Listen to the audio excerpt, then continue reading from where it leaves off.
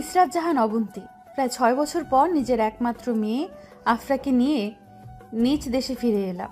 ভাবতেই অবাক লাগছে, আমি 6 বছর বিদেশে একা ছিলাম। মাকে ছাড়া আমি একটা দিনও থাকতে পারতাম না, আর সেই আমি কিনা এতগুলো দিন মাকে ছাড়া ছিলাম। এয়ারপোর্ট থেকে সোজা গাড়ি নিয়ে হোটেলে চলে গেলাম। হোটেলে আগেই রুম বুক করে রেখেছিলাম। মেয়েকে নিয়ে চলে এলাম হোটেলে। আমার মেয়ে আফরা প্রচুর খুশি মাম্মামের দেশে এসে।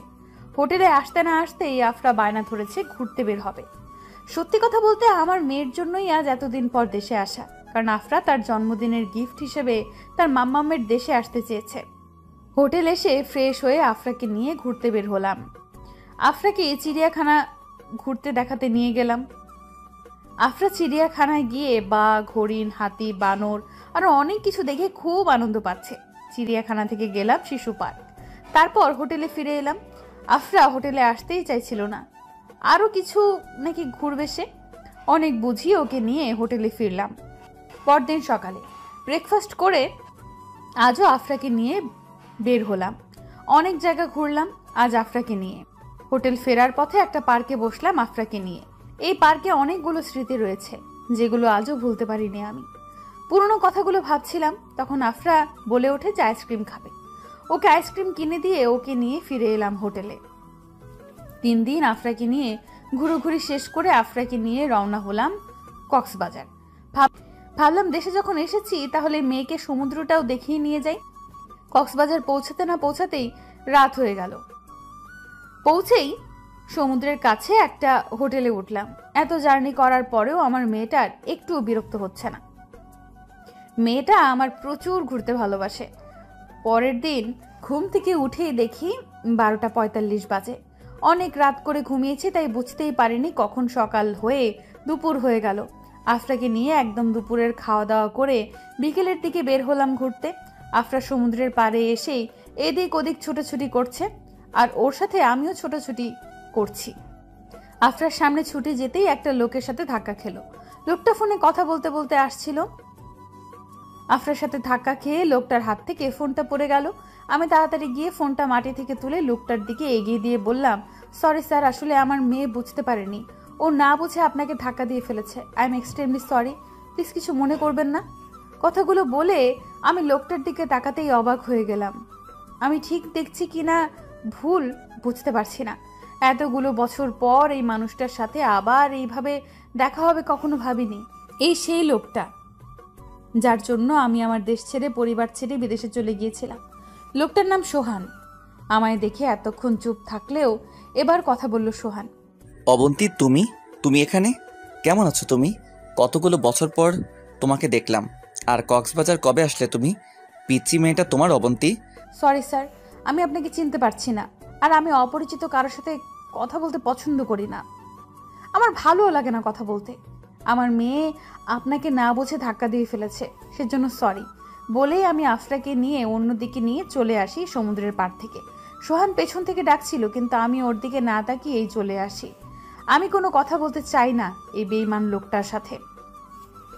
সন্ধ্যায় হোটেল রুমে চলে এলাম। এসে আফরাকে খাইয়ে দিয়ে ঘুম পাড়িয়ে দিলাম। আফরাকে ঘুম পাড়িয়ে ব্যালকনিতে গিয়ে চেয়ারটাতে বসলাম। আজ অনেক পুরনো স্মৃতি মনে পড়ে যাচ্ছে, যে স্মৃতিগুলো আমি এতদিন ধরে আমার মেয়েকে দেখে ভুলে থাকার চেষ্টা করে গেছি। সেই স্মৃতিগুলোই আজ আবার সামনে এসে দাঁড়াচ্ছে। চলুন আপনাদের 9 বছর আগের সময়গুলোতে নিয়ে যাই। আজ থেকে প্রায় 9 বছর আগে আমার সোহানের সাথে দেখা হয়। সোহান আর আমি একই ইউনিভার্সিটিতে পড়তাম। কলেজের প্রথম দিনে এই ক্লাসে ঢোকার সময় আমার ধাক্কা লাগে সোহানের সাথে। আর তখন থেকেই আমাদের পরিচয়। একটু একটু করে কথা বলতে বলতে আমাদের মধ্যে বন্ধুত্ব গড়ে ওঠে। সোহান মধ্যবিত্ত পরিবারের ছেলে ছিল। সোহানের বাবা ছিল না, মা আর বোনকে নিয়ে ছিল সোহানের ছোট্ট পরিবার। সোহানের বোন সোহানের থেকে 1 বছরের ছোট। বাবা না থাকার কারণে সোহানই সংসার চালাতো। সোহান পড়াশোনার পাশাপাশি একটা কোম্পানিতে চাকরিও করত। বন্ধুত্ব থেকে কখন যে আমি সোহানকে ভালোবেসে ফেলেছি আমি বুঝতেই পারিনি। সোহানকে অনেকবার বলতে গিয়েও আমি বলতে পারিনি ওকে আমি ভালোবাসি। আমি যে ওকে ভালোবাসি এটা সোহান জানতো। আমাদের বন্ধুরাই ওকে বলেছিল যে আমি ওকে ভালোবাসি, কিন্তু বলতে পারছি না। কয়েকদিন পর আমাদের ডিপার্টমেন্ট থেকে ঠিক করা হয় যে পিকনিকে যাবে। সবাই মিলে ঠিক করা হয় যে আমরা কক্সবাজার যাব 3 দিনের জন্য। আমরা সবাই খুব আনন্দে ছিলাম এটা নিয়ে, কিন্তু হঠাৎ করে আমার সব আনন্দ শেষ হয়ে যায়, কারণ সোহান বলে যে সে আসবে না। ভাবলাম সোহান না গেলে আমি গিয়ে কি করব, তাই আমিও বলে আসলাম যে আমিও যাব না। আমি মন খারাপ করে চলে আসলাম, কারোর সাথে কোনো কথা না বলি। আমার বন্ধুরা এমনকি সোহানও বুঝতে পেরেছিল যে আমিও যাব না। পরের দিন কলেজে পিকনিকে যাওয়ার জন্য টাকা জমা দেওয়ার কথা। আমি টাকা নিয়েই কলেজে আসলাম। ভাবলাম যদি সোহান যায় তাহলে টাকা জমা দেব, তা না হলে দেব না। কলেজে যেতেই আমার বান্ধবী তানিশা বলল যে সোহানও যাবে, ওরা নাকি ওকে রাজি করিয়েছে। কথাটা শুনেই খুশিতে নাচতে আরম্ভ করলাম, আর নাচতে নাচতে সেই সোহানের গায়ে গিয়ে পড়লাম সবার সামনে। সোহান তাল সামলাতে না পেরে আমায় নিয়েই মাটিতে পড়ে গেল। এতটা খুশি হয়েছিলাম তখন যে ইচ্ছে করছিল সোহানের গালে চুমু দিয়ে দেই। আমি যে সোহানের উপর পড়ে গিয়েছি সেদিকে আমার খেয়ালই ছিল না। আমি যেন একটা অন্য জগতে চলে গেছি, যেখানে আমি আর সোহান ছাড়া আর কেউ নেই। লাফানোর সময় তো একটু দেখে লাফাবে নাকি? এইভাবে আমার উপর পড়েই থাকবে নাকি তুমি? সবাই দেখছে তো আমাদের, সবাই কিন্তু অন্য কিছু মাইন্ড করবে। অবন্তী, উঠো। সোহানের কথায় যেন আমি বাস্তবে ফিরে এলাম, সাথে একটু লজ্জাও পেলাম। এতক্ষণ ধরে সবাই দেখছিল আমার বন্ধুরা অনেক ফাজলামি করছিল। পিকনিকের টাকা জমা দিয়ে বাসায় চলে আসলাম। পরের দিন সন্ধ্যায় আমরা পৌঁছে গেলাম কক্সবাজার সমুদ্র সৈকতে। পৌঁছার পর হোটেলে গিয়ে ফ্রেশ হয়ে বন্ধুরা সবাই মিলে সমুদ্র পাড়ে গেলাম। রাতে সমুদ্রটা অনেক সুন্দর লাগে দেখতে। সবাই অনেক মজা করছে, গান গাইছে, নাচছে। আমি শুধু বসে বসে দেখছি সোহানকে। সোহানের হাসিটা খুব সুন্দর। সোহানকে দেখছি আর ভাবছি যে এবার আমাকে বলতেই হবে ওকে আমি ভালোবাসি। অনেক রাত হয়েছে দেখে সবাই এক এক করে রুমে চলে যাচ্ছে, আর আমিও চলে আসলাম। রুমে এসে ভাবতে লাগলাম কি করে সোহানকে বলবো ভালোবাসার কথা। রুমে পায়চারি করতে দেখে বান্ধবীরা জিজ্ঞেস করলো আমার কি হয়েছে। আমি তাদের উত্তরে বলে দিলাম কি ভাবছি। তারা শুনে হা হা করে হেসে দিল। তাতে আমারও খুব রাগ হলো। আমি বাইরে চলে আসতে চাইলে সবাই আমায় আটকে দেয় আর বলে যে ওরা নাকি আমায় কাল হেল্প করবে সোহানকে কথাটা বলতে। সকালে আমরা সবাই মিলে ঘুরতে বের হলাম। যা যা দেখার আছে প্রায় সবই দেখে এলাম, কারণ আমরা কাল সকালেই ঢাকায় ফিরে যাব। আমাদের 3 দিন থাকার কথা থাকলেও আর থাকা হলো না। সারাদিন ঘুরে ফিরে এসে আমরা সমুদ্র পাড়ে বসে আড্ডা দিতে লাগলাম। আজ আমরা সারা রাত আড্ডা দিব। গল্প করার সময় হঠাৎ করে সোহান উঠে চলে যায়, কিন্তু কেন চলে যায় বুঝতে পারলাম না। কিছুক্ষণ পরে আমার বান্ধবী তানিশা আর বন্ধু রনি আমায় বলে ওদের সাথে আসতে। আমি ওদের কথা শুনে ওদের সাথে আসি। আমরা যে হোটেলে উঠেছি সেই হোটেলের পাশে একটা ছোট্ট ক্যাফে আছে। ক্যাফেটা ছোট হলেও অনেক সুন্দর। ক্যাফের ভেতরে যেতেই তানিশা আমার চোখ বেঁধে দিল। বুঝতে পারলাম না যে কেন বেঁধে দিল আর কেনই বা আমাকে এখানে নিয়ে এলো। অনেকবার জিজ্ঞেস করার পরেও তানিশা বা রনি কেউ কিছু বলল না। উল্টো রনি আমায় ধমক দিয়ে চুপ করে থাকতে বলল। ওরা আমায় চোখ বাঁধা অবস্থাতেই কোথা থেকে একটা নিয়ে যাচ্ছে, কোথায় নিয়ে যাচ্ছে সেটা জানি। হঠাৎ করে ওরা আমায় নিয়ে থেমে গেল। একটু পরে কেউ বলে উঠল, কি জানি কেমন করে পাতা পড়ে গেছি আমি পুরোটাই। চুপি চুপি মন বলে সারাক্ষণ আমি তোমাকে চাই। I love you Abanti. আমি সত্যি তোমায় অনেক ভালোবাসি। তুমিও কি ভালোবাসবে আমায়? এবার তানিশা আমার চোখটা খুলে দিল। চোখ খুলেই দেখি সোহান আমার সামনে হাঁটু গেড়ে লাল গোলাপ নিয়ে বসে আছে। সোহান আমায় ভালোবাসবে এটা শুনেই আমি থমকে গেছি। সোহান নিজে থেকে আমায় প্রপোজ করলো। আমি হা হয়ে সোহানের দিকে তাকিয়ে আছি দেখে সোহানও আবার বলল। আমি হা হয়ে সোহানের দিকে তাকিয়ে আছি দেখে সোহান আবারও বলল যে অবন্তী ভালোবাসবে আমায়। আমি হয়তো তোমার বাবার মতো তোমায় রানী করে রাখতে পারবো না, কিন্তু আমার ছোট্ট রাজ্যে তোমায় ভালোবাসা দিয়ে রানী করে রাখবো। আমি হয়তো অন্যদের মতো তোমায় প্রতিদিন দামি রেস্টুরেন্টে নিয়ে যেতে পারবো না, কিন্তু তোমার সাথে প্রতিদিন হুটখোলা রিকশায় চড়ে বা রাস্তা দিয়ে হেঁটে হেঁটে বাদাম খাওয়াতে পারবো। তুমি কি ভালোবেসে আমার হাতটা ধরবে অবন্তী? কথা দিচ্ছি তোমায় কখনো তোমার হাতটা ছাড়বো না আমি। আমি সোহানের কথা শুনে সোহানকে জড়িয়ে ধরে ছোট বাচ্চাদের মতো কেঁদে দিলাম। সোহান ওর দুটো হাত দিয়ে শক্ত করে আমায় জড়িয়ে নিল ওর বুকে। সোহান আমাকে ওর বুকে রেখেই বলে উঠল, এইভাবে কি কেঁদেই যাবে নাকি আমার কথাগুলোর উত্তর দিবে? কিছু না বলে শুধু কেঁদেই যাচ্ছ। আমি কি তোমায় মেরেছি নাকি এইভাবে কাঁদছো? তুমি কি আমার হাতটা ধরবে না? ভালোবাসবে না আমায়? আমিও ভালোবাসি তো তোমায়, অনেক অনেক ভালোবাসি। আমি আমার জীবনের থেকেও বেশি ভালোবাসি তোমায়। ভালোবাসো তাহলে এতদিন বললেন না কেন ভালোবাসো? শুধু তুমি একা একা ভালোবেসে গেলেই হবে নাকি? যাকে ভালোবাসো তাকে বলতে হবে। কেন বলতে হবে সব? তুমি কি বোঝো না যে আমি তোমাকে ভালোবাসি? আর মেয়েরা কখনো আগে ভালোবাসার কথা বলে না, ভালোবাসার কথা ছেলেরাই বলতে হয়।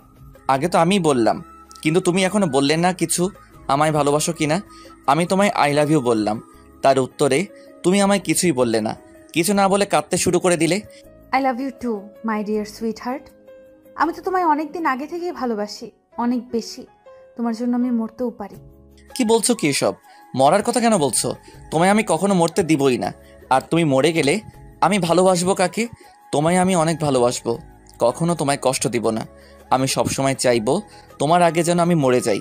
সারা রাত আমি আর সোহান গল্প করতে করতেই কাটিয়ে দিলাম। সকালে নাস্তা করে ঢাকার উদ্দেশ্যে রওনা দিলাম।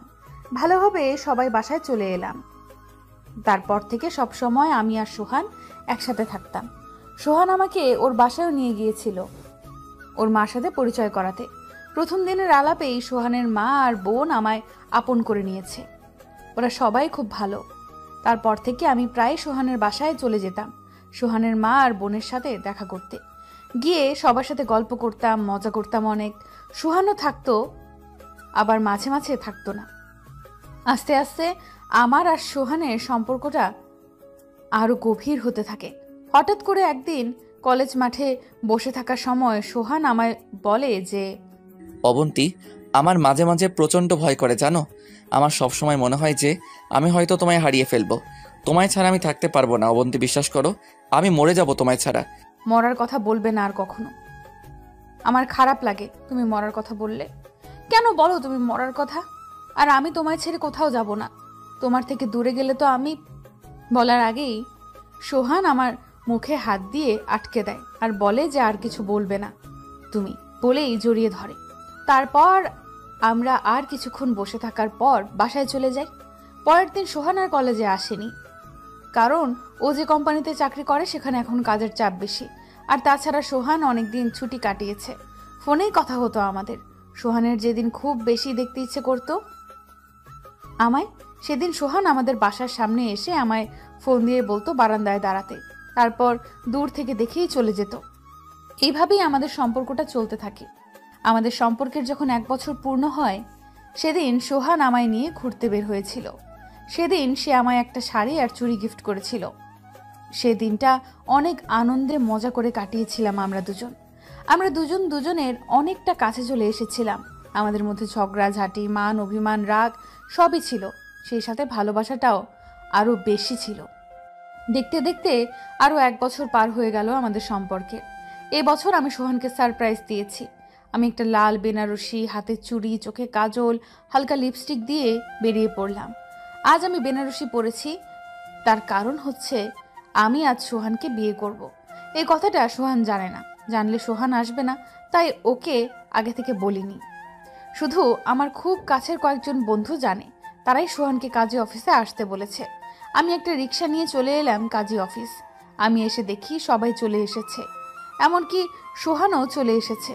সোহান আমায় এইভাবে দেখে একদম ভ্যাবাচাকা খেয়ে গেছে। আমায় এইভাবে দেখে সোহান একটু হলেও ঘটনাটা আন্দাজ করতে পেরেছে, তাই কোনো কথা না বলে আমার হাত ধরে টেনে বাইরে নিয়ে এলো।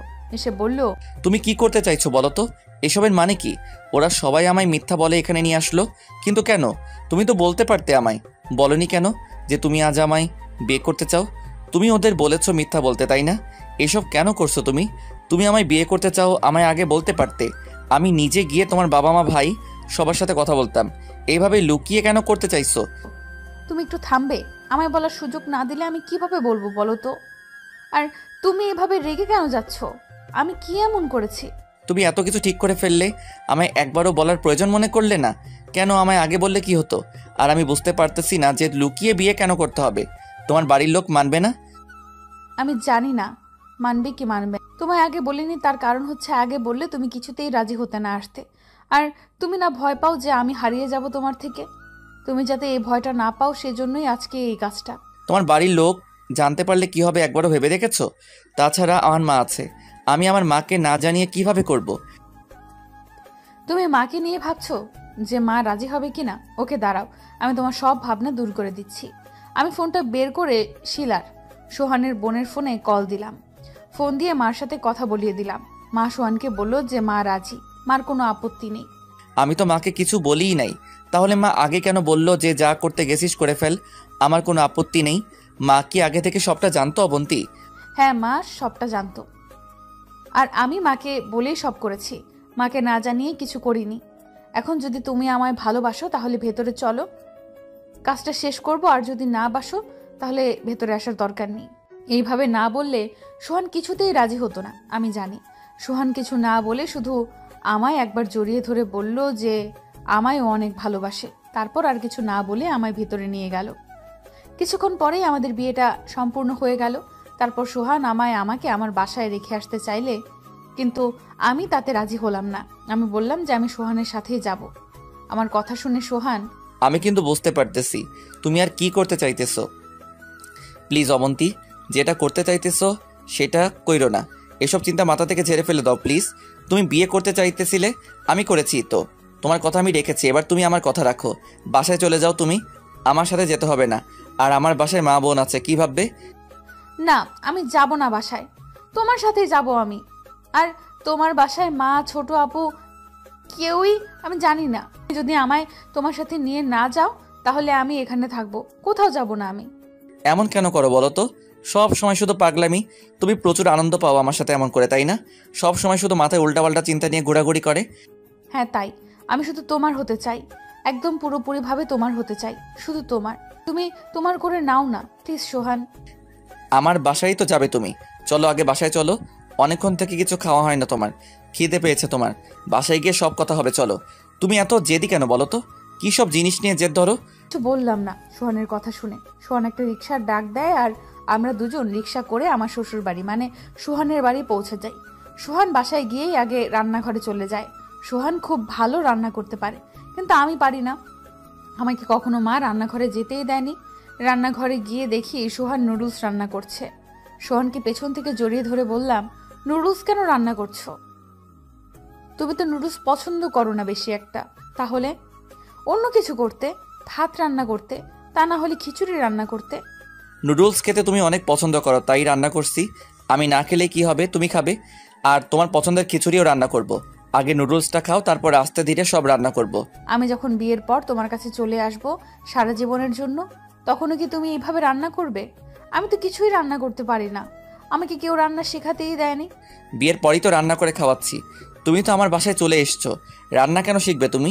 তুমি কিভাবে অন্যজনকে চাপে ফেলা যায়, জেদ ধরা যায়, সেগুলো শিখবে। কি বললে তুমি? আমি তোমায় চাপে ফেলি? তুমি কি বলতে চাইছো? আমি তোমায় বিয়ে করে চাপে ফেলে দিছি, জোর করিয়েছি আমি তোমায়? রাগ করছো কেন? আমি তো তোমায় রাগানোর জন্য বললাম। আর সত্যি কথা কি জানো, আমি কখনো ভাবিনি যে তুমি এইভাবে আমায় বিয়ে করে নেবে। রনিরা যখন আমায় বলল কাজী অফিসে আসতে হবে, তখন আমি ভাবিনি তুমি এইসব কিছু করতে পারো।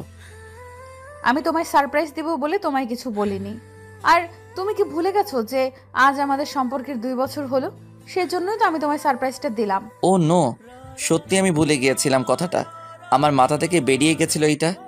মনে না থাকারই তো কথা। সকাল থেকে যে ভাবে তুমি আমায় সারপ্রাইজ দিচ্ছ বাবা, একটার পর একটা দিয়েই যাচ্ছ। কি করে আর মনে থাকবে বলো?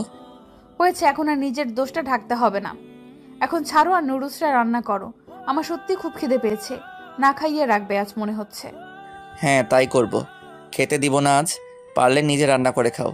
বিয়ে করছে কোথায় স্বামীকে রান্না করে খাওয়াবে, তা না করে উল্টো স্বামীকেই হুকুম করছে। আমি রান্না করতে পারি না, ওকে আমি খাবার না খেয়েই থাকবো। আজ খাবার না খেলেও চলবে আমার, কারণ আমি তো আজ আদর খাবো। হোয়াট? তুমি আমায় মেরে ফেলতে চাইছো নাকি? কি যাতা বলে যাচ্ছ তখন থেকে? কিসের আদর খাবে তুমি? হোয়াট? তুমি আমায় মেরে ফেলতে চাইছো? কি যাতা বলে যাচ্ছ তখন থেকে? কিসের আদর খাবে তুমি? দেখো তোমার সব কথা আমি শুনি আর রাখিও। তুমি আমার একটা কথা রাখো প্লিজ। আমি তোমার কোনো কথা শুনবো না। আমরা তো বিয়ে করে নিয়েছি তাই না? তাহলে কেন এত ভয় পাচ্ছ তুমি? আচ্ছা তুমি কি চাও না আমায় তোমার করে নিতে?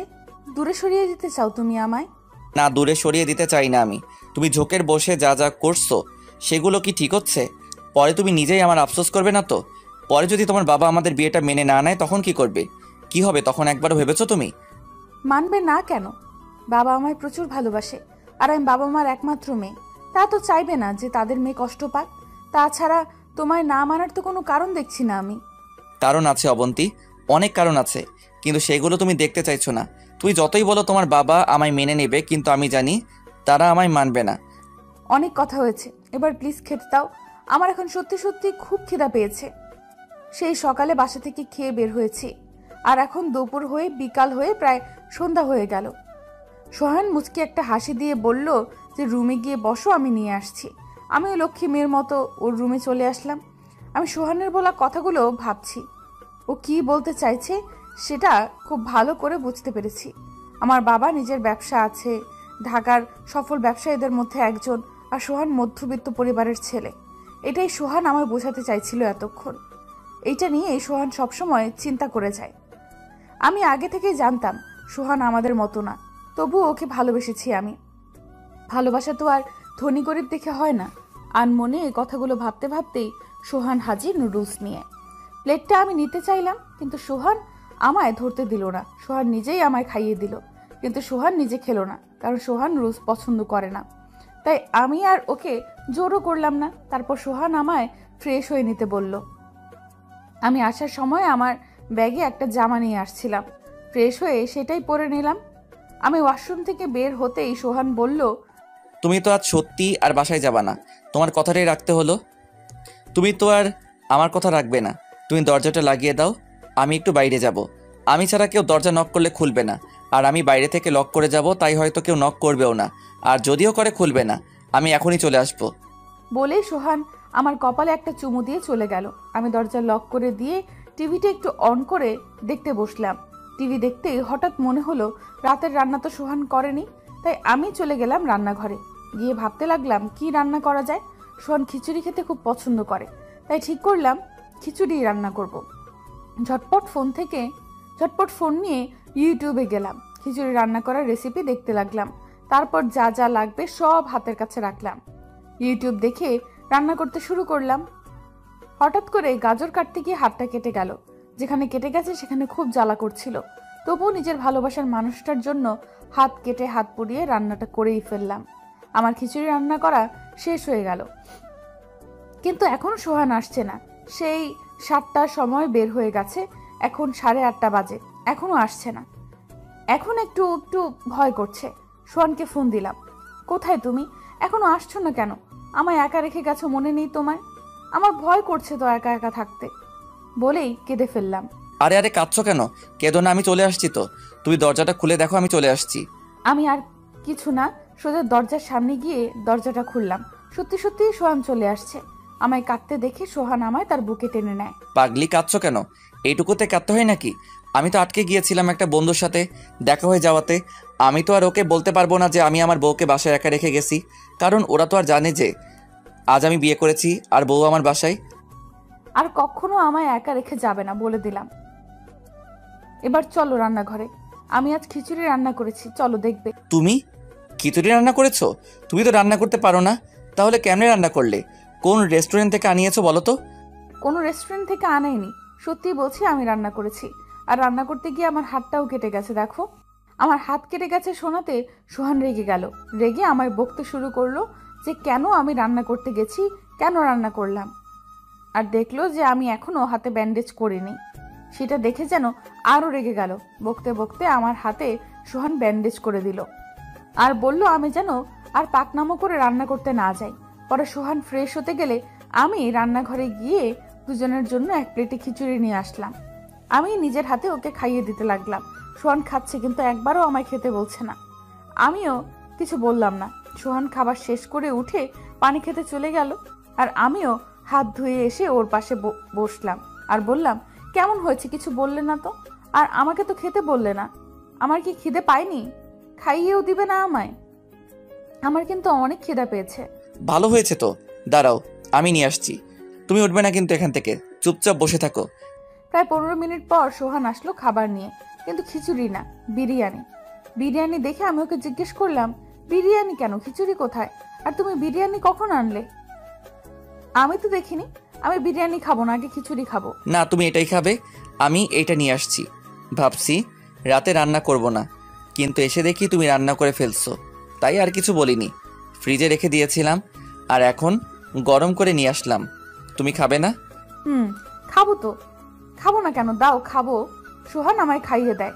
খাবার খাওয়া শেষ হলে সোহান প্লেট রেখে একটু রুমে যায়, আর আমি এই ফাঁকে রান্নাঘরে গিয়ে 1 চামচ খিচুড়ি মুখে দেই।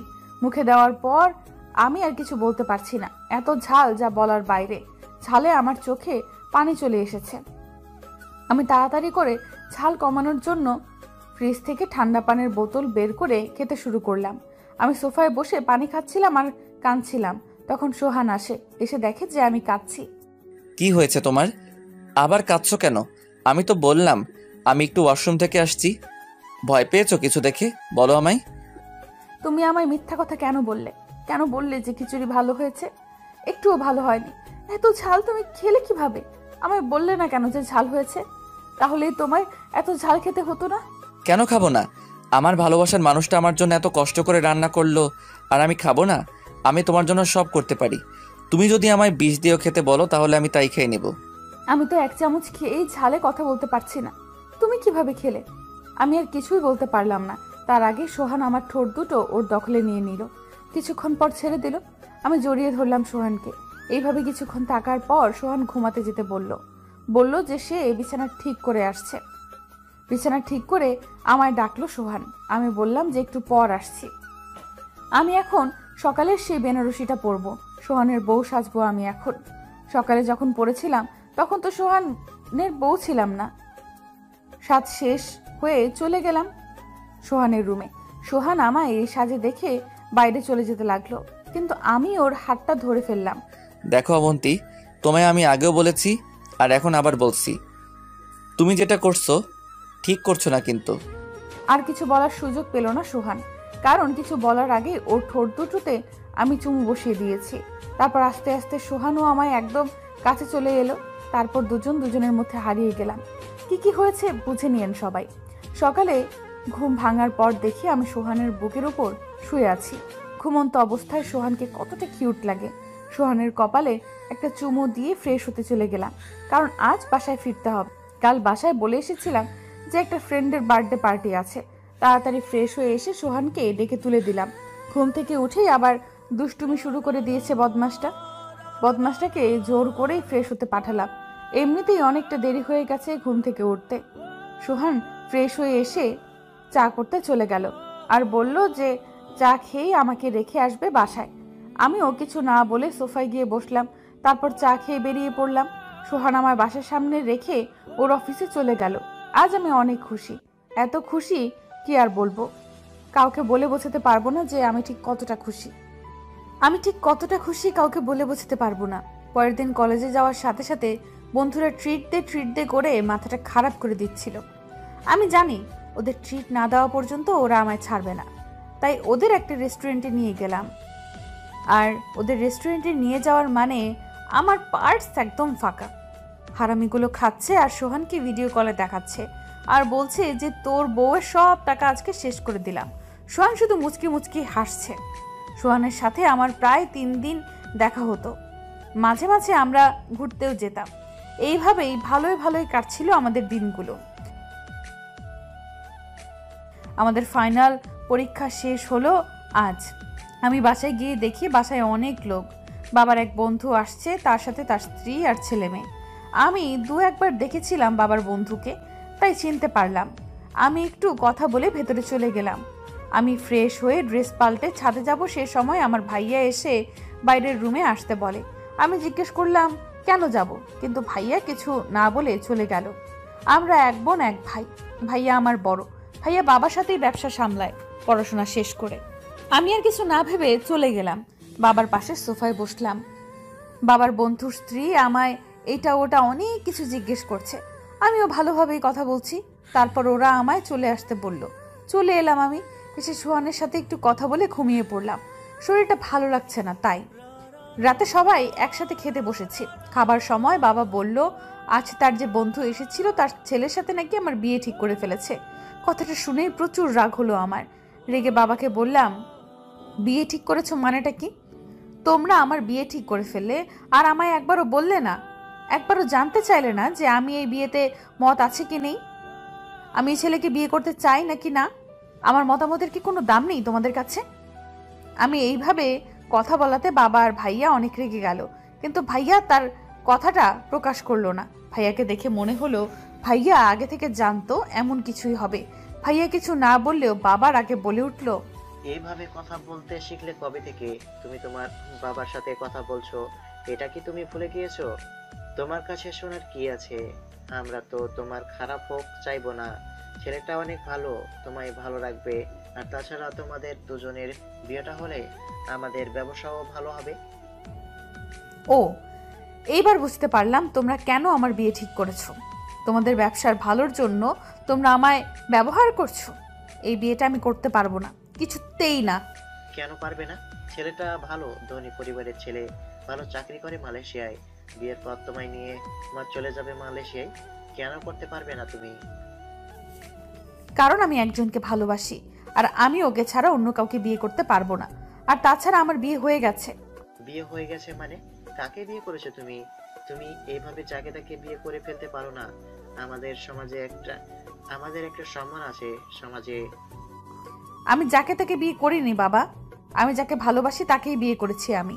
আর আমি ওর সঙ্গেই থাকবো, ওকে ছাড়া আমি মরে যাব। বাবা আমায় মারতে আসবে ঠিক তখনই ভাইয়া বাবার হাত ধরে ফেলে আর বাবাকে শান্ত হতে বলে। তারপর ভাইয়া বাবাকে অনেক বোঝায় যেন আমি যাকে ভালোবাসি তাকে মেনে নেয়। আমি জানতাম আর কেউ আমায় না বুঝলেও আমার ভাইয়া আমায় বুঝবে। আমার ভাইয়া আমায় অনেক ভালোবাসে। ভাইয়া আমায় বলে যে আমি যাকে ভালোবাসি তার নাম ঠিকানা সব দিতে। ভাইয়া নাকি খোঁজ নিয়ে দেখতে চায় কেমন ছেলে পছন্দ করেছি আমি। আমিও সোহানের ঠিকানাটা দিয়ে দিলাম।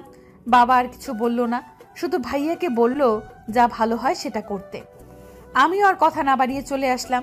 এসে সোহানকে ফোন করে সবটা বলে দিলাম যে আমি বাড়িতে সবাইকে সবটা বলে দিয়েছি। সবটা শুনে সোহান খুবই চিন্তায় পড়ে গেছে বলে মনে হলো আমার। দুপুরে খাবার টেবিলে সবাই বসে খাবার খাচ্ছিলাম, সে সময় ভাইয়া বলল যে, সোহানকে আজকে রাতে বাসায় আসতে বলিস, কথা আছে। আমি সব খোঁজ নিয়েছি, ওকে আসতে বলিস, ওর সাথে সব কথা সেরে ফেলবো। ভাইয়ার কথাতে বাবাও সায় দিল, বলল যে আসতে বলো রাতে। আমি বললাম যে ভাইয়া আমি আসতে বলবো।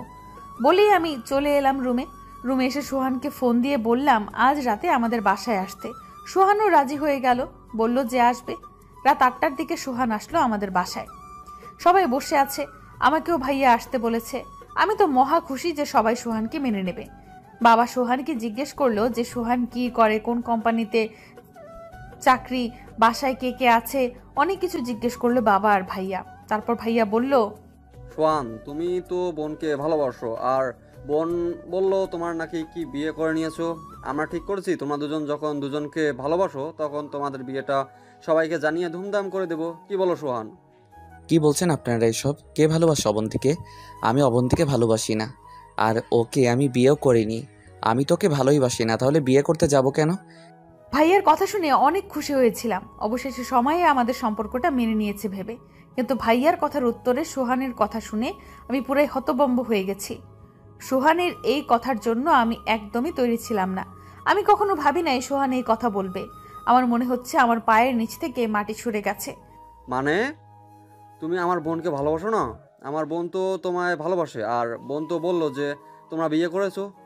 কিসের বিয়ে ভাইয়া? আমি ওকে কেন বিয়ে করতে যাব? আমি তো অন্য কাউকে ভালোবাসি, আর ওকেই বিয়ে করব।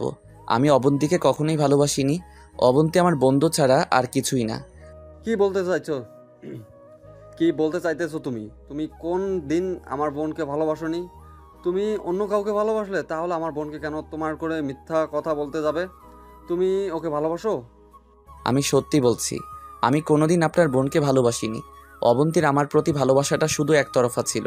শুধু অবন্তী আমায় ভালোবাসতো, আমি কখনোই বাসিনি। আমি ওকে অনেকবার বোঝাতে চেয়েছি যে আমি ওকে ভালোবাসি না, কিন্তু ও সেটা বুঝেনি। আমি সত্যি অন্যজনকে ভালোবাসি, আর তার সাথে আমার বিয়েও ঠিক হয়ে গেছে কয়েকদিন আগে। এতক্ষণ সোহানের কথাগুলো শুনে চোখ দিয়ে এমনি এমনি পানি পড়ছিল, কিন্তু এইবার আর সহ্য করতে পারলাম না।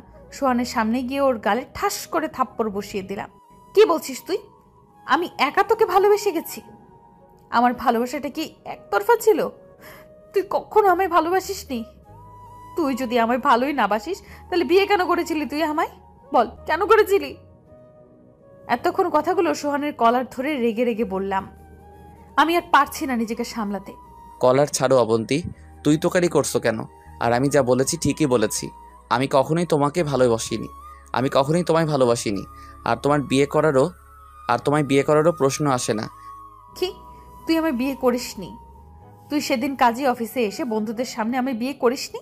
না, আমি বিয়ে করিনি। আর যদি বিয়ে করেই থাকি তাহলে প্রমাণ করো যে আমি তোমাকে বিয়ে করেছি। পারবে সবার সামনে প্রমাণ করতে যে আমি তোমার বিয়ে করেছি? বিয়ে করলে তো কিছু কাগজ থাকবে, কাবিননামা থাকবে, দেখাও দেখি। আমি বুঝতে পারছি না কি বলবো। কোনো কাগজই আমার কাছে নেই, সব কাগজ তো সোহানের কাছে।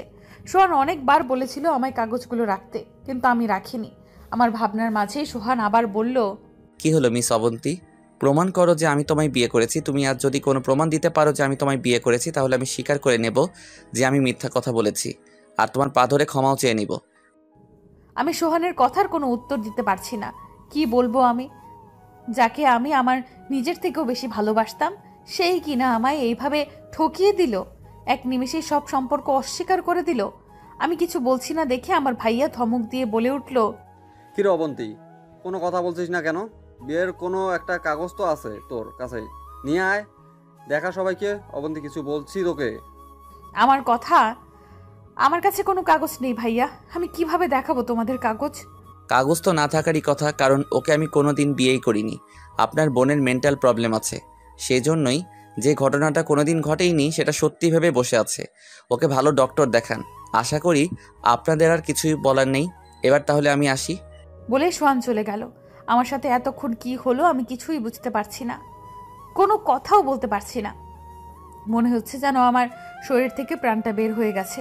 এতক্ষণ বাবা কোনো কথা না বললেও এবার বলল, এই ছেলের জন্য তুমি সেদিন তোমার বাবার সাথে খারাপ ব্যবহার করেছিলে? এই ছেলেকে তুমি ভালোবাসো, যে কিনা সবার সামনে তোমায় অস্বীকার করে চলে গেল? আমার ভাবতেও খারাপ লাগছে যে তুমি আমার মেয়ে হয়ে এমন একটা ছেলেকে। ছি! বাবার কথা শুনে আমি ফ্লোরে বসে সোহান বলে চিৎকার করে উঠলাম। তারপর কি হলো বুঝতে পারলাম না। জ্ঞান ফেরার পর দেখলাম আমি আমার রুমে, আর আমার মা আমার মাথার পাশে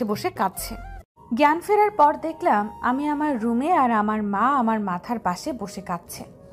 ভাইয়া পাশে দাঁড়িয়ে আছে, বাবাও রুমেই আছে, কেউ কিছু বলছে না, সবাই একদম চুপচাপ।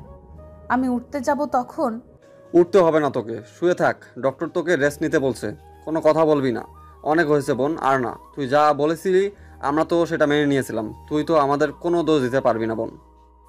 আমি কিছু বলতে যাব তখনই বাবা আমায় চুপ করিয়ে দিয়ে বলল যে, পয়ান, তোমার বোনকে বলো ওই ছেলেকে ভুলে যেতে। সমাজে আমাদেরও একটা সম্মান আছে, এটা তোমার বোন ভুলে যাচ্ছে।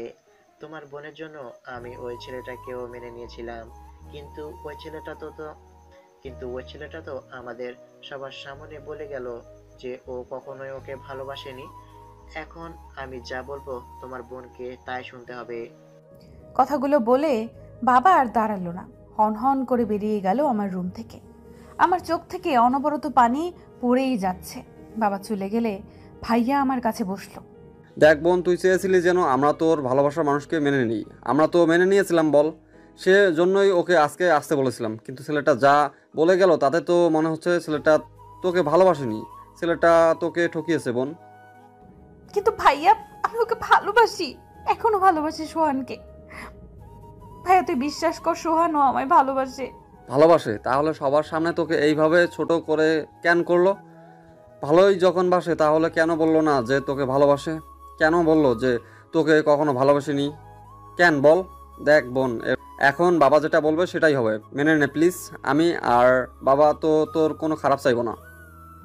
ভাইয়া চলে গেল। আমি কি করব, কি ভাববো কিচ্ছু বুঝছি না। সোহান কেন আমার সাথে এমন করলো আমি সত্যিই বুঝতে পারছি না। বাসায় আসার আগে পর্যন্ত তো ভালোই ছিল, তাহলে হঠাৎ করে কি হলো ওর? কেন বলল যে আমায় ও ভালোবাসে না, বিয়ে করেনি আমায়? কেন বলল? কেন? যাকে এতটা ভালোবাসলাম সেই আজ আমায় বলে গেল আমার নাকি মেন্টাল প্রবলেম আছে। কেন এমন করলো সোহান আমার সাথে? এগুলো ভেবে ভেবে কাঁদতে কাঁদতে কখন যেন ঘুমিয়ে পড়লাম। সকালে উঠে সোহানকে ফোন করলাম, কিন্তু আমার ফোনটা ধরলো না। সারাদিন ফোন করেই গেলাম, কিন্তু তবুও ধরলো না। শিলার কাছে কল করলাম কিন্তু বন্ধ বলল। রাতে আবার কল করলাম সোহানকে, কিন্তু বন্ধ। সোহান আর আমার সাথে কথা বলেনি। অনেকভাবে সোহানের সাথে একটু কথা বলার চেষ্টা করেছি, কিন্তু পারছি না। আমার বান্ধবী তানিশাকে বললাম সবটা। তানিশাও চেষ্টা করছে, কিন্তু কোনোভাবেই সোহানকে পাচ্ছে না। 5 দিন কেটে গেল, কিন্তু সোহানের সাথে কথা বলতে পারছি না। আমার সোহানের সাথে কথা বলতেই হবে, যে করেই হোক। কয়েকদিন থেকে ঠিকমতো খাচ্ছি না, রুমের বাইরে বের হই না। আজ সকালেও খাইনি। দুপুরে মা খাবার দিয়ে গেছে। মা খাইয়ে দিতে চেয়েছিল, আমি না করাতে দেয়নি। শরীরটা কেমন জানি খারাপ লাগছে কয়েকদিন থেকে। ভাবলাম ঠিকমতো খাবার না খাওয়ার জন্য হয়তো এমন লাগছে। খাবারের প্লেটটা নিয়ে 2-1 বার মুখে দেওয়ার পর আর খেতে পারলাম না। বমি চলে আসাতে দৌড়ে ওয়াশরুমে চলে গেলাম। 2-3 দিন থেকেই এমন লাগছে। হঠাৎই কেমন একটা সন্দেহ হলো, তাই সাথে সাথেই তানিশাকে বললাম আমার বাসায় আসতে, আর আসার সময় প্রেগন্যান্সি টেস্ট করার জন্য প্রেগা নিউজ নিয়ে আসতে। আমার কথা শুনে অনেকটা অবাক হয়ে গেছিল তানিশা। কিছুক্ষণ পরে তানিশা আসলো, এসে আমায় কিটটা দিল আর জিজ্ঞেস করলো আমার কি হয়েছে, আমি কি চিন্তা করছি, আর কেনই বা কিটটা আনতে বললাম। তারপর আমি ওকে সবটা বললাম। ও সব শুনে একটু রেগে গেল সোহানের উপর, আর বলল সোহানের সাথে ও আমায় দেখা করাবেই 2-1 দিনের মধ্যে, যে করেই হোক। পরের দিন সকালে আমি টেস্টটা করেই ফেললাম। টেস্ট করে বুঝতে পারলাম যেটা ভেবেছিলাম সেটাই ঠিক, আমি সোহানের বাচ্চার মা হতে চলেছি। মনটা অদ্ভুতভাবে ভালো হয়ে গেল। তানিশাকে আমি ফোন করতে যাব তার আগেই তানিশা আমায় ফোন করে বলল যে সোহানের অফিসের ঠিকানা পেয়ে গেছে, আর আজ সোহান অফিসে এসেছে, তাই আমায় যেতে বলল। আমায় নিয়ে সোহানের অফিসে যাবে। আমি তাড়াতাড়ি করে রেডি হয়ে বের হয়ে আসলাম। আজ ভাইয়া বাবা কেউ বাসায় নেই, তাই খুব খুশি। একটুও সমস্যা হয়নি বের হতে। আমি গাড়ি নিয়ে বের হলাম। তানিশা যেখানে দাঁড়িয়েছে সেখানে ড্রাইভারকে যেতে বললাম। যেতে যেতে ভাবলাম আজ খবরটা শোনার পর সোহান আর আমায় ফেরাতে পারবে না। তানিশাকে নিয়ে চলে এলাম সোহানের অফিসে। তানিশা একটা লোককে সোহানকে ডেকে দিতে বলল। আমি আর তানিশা অপেক্ষা করছি। তখন তানিশা আমায় জিজ্ঞেস করলো যে আমি টেস্ট করেছি কিনা। আমি ওকে বলে দিলাম সব। তানিশাও বলল আজ আর সোহান আমায় ফেরাতে পারবে না। একটু পরেই সোহান আসলো। সোহানকে দেখেই সোহানকে গিয়ে জড়িয়ে ধরলাম আমি। সোহানকে জড়িয়ে ধরতেই সোহান আমায় ধাক্কা দিয়ে সরিয়ে দিল আর বলল, কি করছো কি এসব তুমি? এটা একটা অফিস, এখানে আমার একটা সম্মান আছে। আর তুমি এখানে কেন এসেছো? এমন কেন করছো তুমি আমার সাথে? আমি কি কোনো ভুল করেছি? বলো, আমি কি করেছি যার জন্য তুমি এমন করছো? তুমি আমার ফোন কেন ধরছিলে না, আর ফোন অফ করে কেন রেখেছো? কেন করছি বুঝতে পারছো না? আমি তোমায় আর সহ্য করতে পারছি না। তুমি প্লিজ এখান থেকে চলে যাও। আমায় আর বিরক্ত করো না প্লিজ। আমি তোমায় ভালোবাসি সোহান, অনেক ভালোবাসি। আর আমরা তো একসাথেই থাকবো বলে বিয়ে করেছি সোহান। আমি জানি তুমিও আমায় ভালোবাসো। না, আমি ভালোবাসি না তোমায়। আর কতবার বলবো বলো তো এক কথা? তোমায় কোনোদিন ভালোবাসিনি আমি। আমি অন্যজনকে ভালোবাসি, তোমায় না। আর আমি তোমায় কখনো বিয়ে করিনি। আর যদি করেও থাকি সেটা তোমার চাপে পড়ে। আমি তোমায় সত্যি ভালোবাসি না। প্লিজ আমায় একটু শান্তিতে থাকতে দাও। আমি সোহানের যাব, তখনই সোহান আবার আমায় ধাক্কা দিয়ে সরিয়ে দেয়। সোহান ধাক্কা দেওয়াতে আমি তাল সামলাতে না পেরে পড়ে গেলাম। তানিশা আমায় তাড়াহুড়ো করে তুলে নিল আর সোহানকে বলল, তুই কি রে সোহান, এত তাড়াতাড়ি করে কিভাবে পারিস বদলে যেতে? গিরগিটি রং বদলায় জানতাম, কিন্তু মানুষ যে এইভাবে রং বদলায় সেটা তোকে না দেখলে জানতেই পারতাম না রে। আর তুই যে ওকে ওইভাবে ধাক্কা দিয়ে ফেলে দিলি, তুই জানিস তাতে ওর কতটা ক্ষতি হতে পারতো? তুই জানিস অবন্তী এখন তোর বা... আমি আর তানিশাকে কিছু বলতে দিলাম না। সেদিন বাসায় আমায় এত অপমান করার পরেও আজ আমি এসেছিলাম ওর সাথে কথা বলে সবটা আবার আগের মতো করে নিতে, কিন্তু এখন আর কিচ্ছু ঠিক করতে চাই না। চলে আসার আগে সোহানকে বললাম, আমি শুধু তোমার কাছে ব্যবহারের বস্তু ছিলাম। তুমি সত্যি কখনোই আমায় ভালোবাসোনি। ভালোবাসলে এইভাবে এত অপমান করতে পারতে না। তোমায় আমি এত ভালোবাসলাম, আর তার বিনিময়ে তুমি আমায় কি দিলে? শুধু অপমান, আর সাথে আমায় মানসিক রোগী সাজিয়ে দিলে আমার বাবা মার কাছে। তুমি ঠিকই বলেছিলে সেদিন যে আমার ভালোবাসাটা শুধু একতরফাই ছিল, কিন্তু সেটা আমি বুঝতে পারিনি। তুমি একটা বেঈমান, তোমার মতো বেঈমানকে আমি সারা জীবন মনে রাখবো। ভালো থেকো। কথাগুলো বলে তানিশাকে নিয়ে চলে আসলাম। তানিশা আমায় বারবার জিজ্ঞেস করলো আমি কেন বাচ্চাটার কথা সোহানকে বলতে দিলাম না। আমি তানিশাকে বললাম, যে মানুষটা আমায় কখনো ভালোই বাসেনি তাকে এসব বলেই বা কি হবে বল। ও যদি আমায় ভালোবাসতো তাহলে আজই সব ঠিক করে নিত। তানিশাকে আরও বললাম ও যেন আমার প্রেগনেন্টের কথা সোহানকে বা অন্য কাউকে না বলে।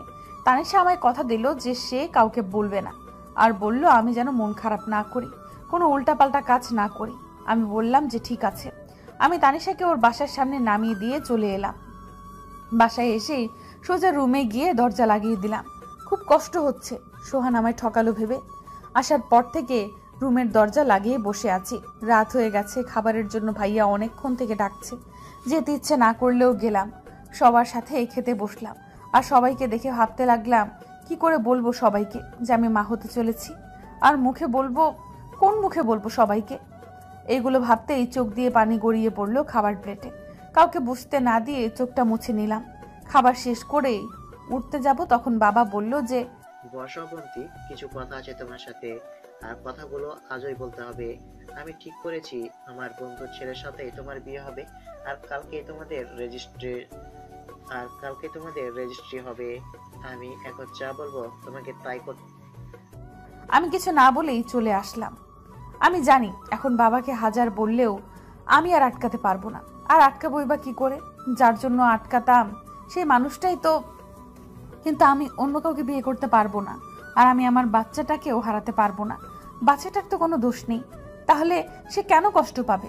কিন্তু আমি অন্য কাউকে বিয়ে করতে পারবো না, আর আমি আমার বাচ্চাটাকেও হারাতে পারবো না। বাচ্চাটার তো কোনো দোষ নেই, তাহলে সে কেন কষ্ট পাবে? কিন্তু আমি এখন কি করব? কাকে বলবো আমি? বাবা মাকে বললে তারা আমার বাচ্চাকে মেরে ফেলবে, কিছুতেই বাঁচতে দেবে না ছোট প্রাণটাকে। একটা বেঈমানের জন্য আমি আমার বাচ্চাকে শাস্তি দিতে পারি না। কাল বিয়েটাই বা কি করে আটকাবো আমি? আমি আর কিছু ভাবতে পারছি না। নিজেকে খুব অসহায় মনে হচ্ছে। ব্যালকনিতে বসে বসে ভাবতে লাগলাম কি করব আমি। ভাবতে ভাবতেই রাত পেরিয়ে ভোরের আলো ফুটে উঠেছে। মসজিদে মুয়াজ্জিনরা আজান দিচ্ছে। অজু করে ফজরের নামাজ আদায় করে নিয়ে ব্যালকনিতে এসে দাঁড়ালাম। ব্যালকনিতে দাঁড়িয়ে তানিশাকে কল করলাম। ওপাশ থেকে তানিশার কথা শুনে মনে হলো অনেকটা ঘাবড়ে গেছে এত সকালে ফোন দেওয়াতে। আমি বললাম, ভয় পাস না, আমার কিছুই হয়নি। তুই আমাকে হেল্প করবি প্লিজ? তুই ছাড়া এখন আমি এইসব কাউকে বলতে পারবো না। তুইও আমায় এ সময় আমার হেল্প না করে ছেড়ে যাস না সোহানের মতো। কি বলছিস তুই? আমি কেন তোকে হেল্প করব না? তুই আমার বন্ধু, সেই ছোটবেলা থেকে আমরা বন্ধু। তোর জন্য আমি আমার জীবনটাও দিয়ে দিতে পারবো। বল কি করতে হবে? তোর জন্য সব করতে পারি, বল। বাবা আজই আমার বিয়ে ঠিক করে দিয়েছে। তুই তো জানিস আমি প্রেগনেন্ট। আমি কাউকে বিয়ে করতে পারবো না, আর এই কথাটা বাসায় কাউকে বলতেও পারবো না। আমি আজই বাসা থেকে বেরিয়ে যাব। তুই আমায় কয়েকটা দিন তোর কাছে থাকতে দিবি প্লিজ? আঙ্কেল আজই বিয়ে কিভাবে ঠিক করলো? আর তুই আমার কাছে তোর যতদিন ইচ্ছে থাকতে পারিস, আমার কোনো প্রবলেম নেই। তুই চলে আয় আমার কাছে। না, আমি বেশি দিন থাকবো না তোর কাছে। আমি কয়েকদিন পরেই লন্ডন চলে যাব। তুই তো জানিস আমার পড়াশোনা করার জন্য লন্ডন যাওয়ার কথা। সেখানেই যাব, আর ওখানে গিয়েই আমি আমার বাচ্চাকে বড় করব। ওকে, তুই তোর যাবতীয় কাগজ নিয়ে রেডি হয়ে থাক। আমি আসছি গাড়ি নিয়ে। তোকে একা আসতে হবে না। আর এত সকালে তুই কোনো গাড়িও পাবি না।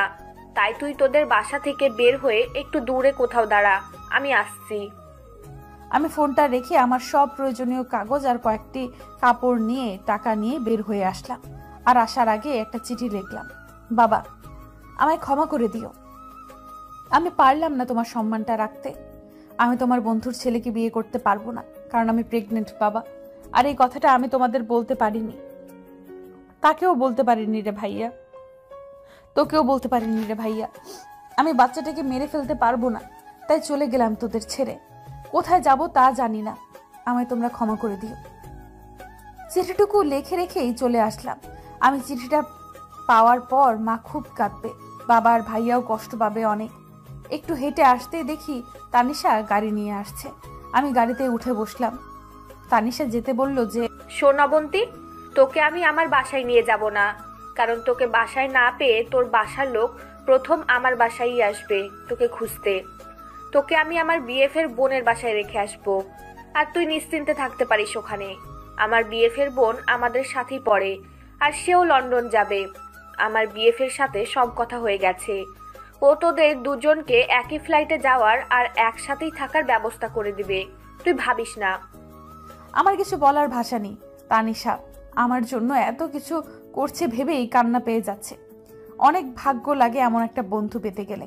তানিশা আমায় ওর বিএফের বোনের বাসায় রেখেই চলে গেল, কারণ তানিশা বাসার কাউকে কিছু না বলেই চলে আসছে।